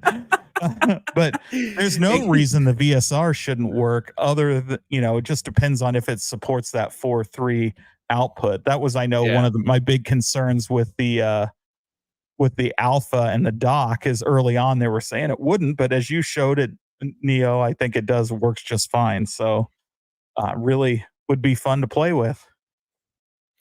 The VSRs are flying in, so guys, we'll give you time to put those in the chat for the giveaway here. And Danny volunteered to go out and buy the VSR. No, but kudos to Evercade on this, right? Going out and getting Street Fighter Alpha. Thank you. Oh yeah. Like, how any other home arcade company hasn't done this? It's like, what are you doing? Even the Mega Man one. Right. Arcade1up Yes, did yes, that dumb 100%. Mega Man controller thing. Why didn't they release a Mega Man arcade? Like, I realized like the Mega Man arcade wasn't huge in the United States, but Mega Man himself is huge, still Yes. is huge. It's And the you would have same sold the reason. cab just on the Mega Man alone. Think about it. They did the same thing, right? X-Men 97. Tell me what tell me what arcade Yeah. at Doc Max inventory is X-Men 97, right? But no, people bought it and they bought a lot of them because they want to put it in their nostalgic room Yeah. of X-Men or whatever the case that's got going on, your toys and all that jazz, because something cool, something different. You're targeting to a different. It's the same thing with the claw machine. Same thing. So yeah, Oh you yeah. do the X-Men and you move the drill. I don't know. Or the 100%. Mega Man, I should say. Guys, this was fun, dude. We started. We started Saturday. It's now Sunday. It's coming to Sun. And The the sale is was over. over in 1 minute. Yeah. I really wanted that Pac-Man Plus. Get your orders in. All right, hold on, Sen. Dre got said, Danny, you mind the Pac-Man Plus? Question mark. P-Dub got a how-to video. Yes, that would be awesome to do. It looks like I'm gonna have to wait for a future. So Dre too, the ones P-Dub modified is the same one I have. It's completely different than the deluxe. It's a different shape. The screens are at different angles. So be aware it's different. And what Danny's planning on doing is going to be completely different. So anyway, We're it'll be cooking nice at to the see. corner, Cade, baby. Yeah. Let's go. Yours will actually make more sense though. I really like the Pac-Man Plus, the P-Dubs, and I still have mine. I don't think he has his anymore. Really lends itself. I mean, looks much more like a cabaret than the new one does. The new one is just use the same look, but it's in a standard cab design. I like that form factor actually better because it's gonna be taller and stuff. So it will be right. They got the right form factor with the old one that they had, but I like the new one. They just redesigned it way better. But the old one was just dirt cheap. Yeah, 100%. Yeah. You know what I didn't know is Rally X. So I was searching through games that could be on this thing. Rally X has that same body style form factor. Everything's the same. So you could skin it to a Rally X. Not that I'm saying everybody's gonna do that, but it would be cool to to do something like that. The huge, highly popular Rally X. Rally X, yeah. That theme is iconic. Yep. All right, are you sending us out of here now? It's Sunday. Yeah, I think I'm we've been going strong for what 2.5 hours. I wanted to just come on here for 20 minutes. I was gonna go live myself and I was gonna talk about this debacle, but that's a fart in the wind now. I gotta get out of here. Well, I don't have to leave, but time to wrap it up. Yeah, so I just wanted to give again a shout out for everybody that stopped by and hung out with us. A lot of interesting news this week for sure. And can't thank you enough. And I don't know, any closing thoughts, Danny? I don't have much at this point. I got a few videos coming out. Some are arcade or video game related, some aren't. I've got a actual 3D printer video I want to share with people because it's actually stuff. I love it. It's so awesome. I'm telling you, this was a life-changing thing. I have been 3D printing for a long time and got this new one and showed it to people at work, and I sold 3 of them at work. People went and bought them that day. Look at that, dude. Because of how good it is. And so it really brings 3D printing to the novice. You don't have to be a hobbyist anymore. It is a plug and play. It's amazing. And so I'm excited to show that. I can that's cool. I'll say that. Here's a 3D printed mouse. So it's a fully functional wireless mouse that I 3D printed on that 3D printer. Hold on a second. Time out. Back the bus up. Did you print out the orange part and you put it on a real mouse? I printed the blue part and the orange part so it looks like a Broncos colored mouse, and then just put in the electronic components but even the door, the battery for the door as I drop it on the ground. Oh, you're good. You're good. But it's all just it all clicks. I don't know if you can hear that. So it's 2 pieces, an internal and an external piece. That's it. Man, what But 3D printers can do, it's insane. yeah, it's insane. And so I'm really excited to share that with people because it's if you are all into being a maker and doing things, like I'm already looking at a whole bunch of arcade things. Like He's it's gonna like, 3D print his dude, own I can 3/4 print. scale. Not only can you obviously print all the logos and things like that, but you can print your own buttons and stuff if you wanted to. Not that I would recommend that, but you could totally do that. In fact, I might do that for the 2 buttons on my Akari Warriors that I can't get one that's a low enough throw. I may just make 2 that are low enough so that it will fit in there without bumping up against Glenn's Super Stick mounts. Hmm. So I'll finally be able to solve that issue. Now they'll be 3D printed, so they won't be as like nice looking as other ones, but it'll solve the problem. Interesting. But Yeah, yeah, so I got that coming. I also have a haptic feedback review coming for a haptic feedback vest, which is pretty cool. So I'm working on those videos, and so those should be out this week. I'm sure What we'll do you see got going on? I'm sure we'll see a PlayStation 35th anniversary something Yeah, coming down the gotta get pipeline. a 30th anniversary PlayStation video in there.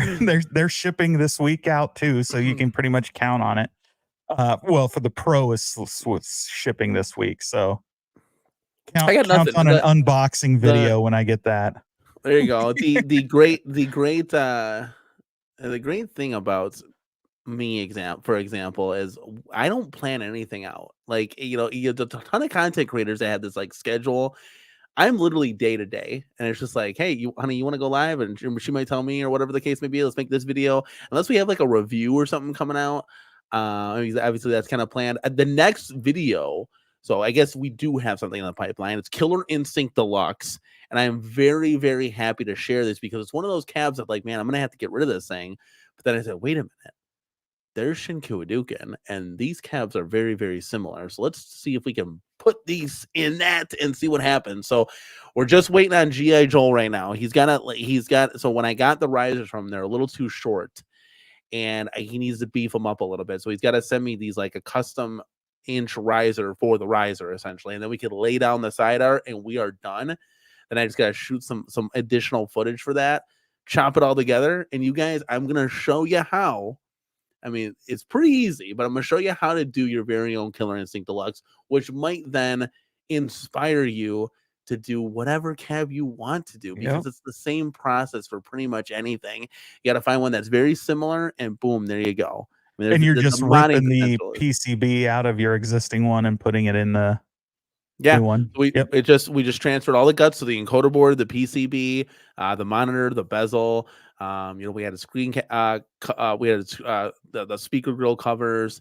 Joe Sabos got us all the, we paid for obviously, but we got all the artwork, and you're gonna have to lay it down and cut it out. It's very, very simplistic. You just got to take your time. It's nothing that's complicated at the end of the day. If Arcade1up has like the games, you can literally just transfer them over now. If it's something that you want to do like a Robotron Deluxe or something, yeah, you're gonna have to plug a mini PC in there, a Raspberry Pi. You have to figure that out. This could be a little bit more complex, getting the games, button mapping and all that jazz. But if it's something for the most part that's pretty simplistic, think about it. The Killer Instinct layout is the same 6 buttons as the Street Fighter. Yeah. So all you're doing is taking the guts, you're flip flopping, you're putting the vinyl down. So this is gonna look really, really cool at the end of the day. We put a killer Logitech sound system in this thing, so it actually sounds like the loudest arcade in the corner Cade, how it was designed to be from the get-go. It's got the slanted control panel, so the real buttons. I mean, this is like one of our babies that we've been working on, me and my wife, and it's very, very exciting. Oh, I didn't know I could have streamed this to my audience the whole time. Yeah, I could have clicked that button up there. Yeah. You should have told me. No, it doesn't matter. I don't like doing that because then people got questions here, questions there. They're all over the place. Like, let's get them in one zone here. Alrighty, well, with that, you know what's coming, and so what we do here. Hold on, he's gonna do the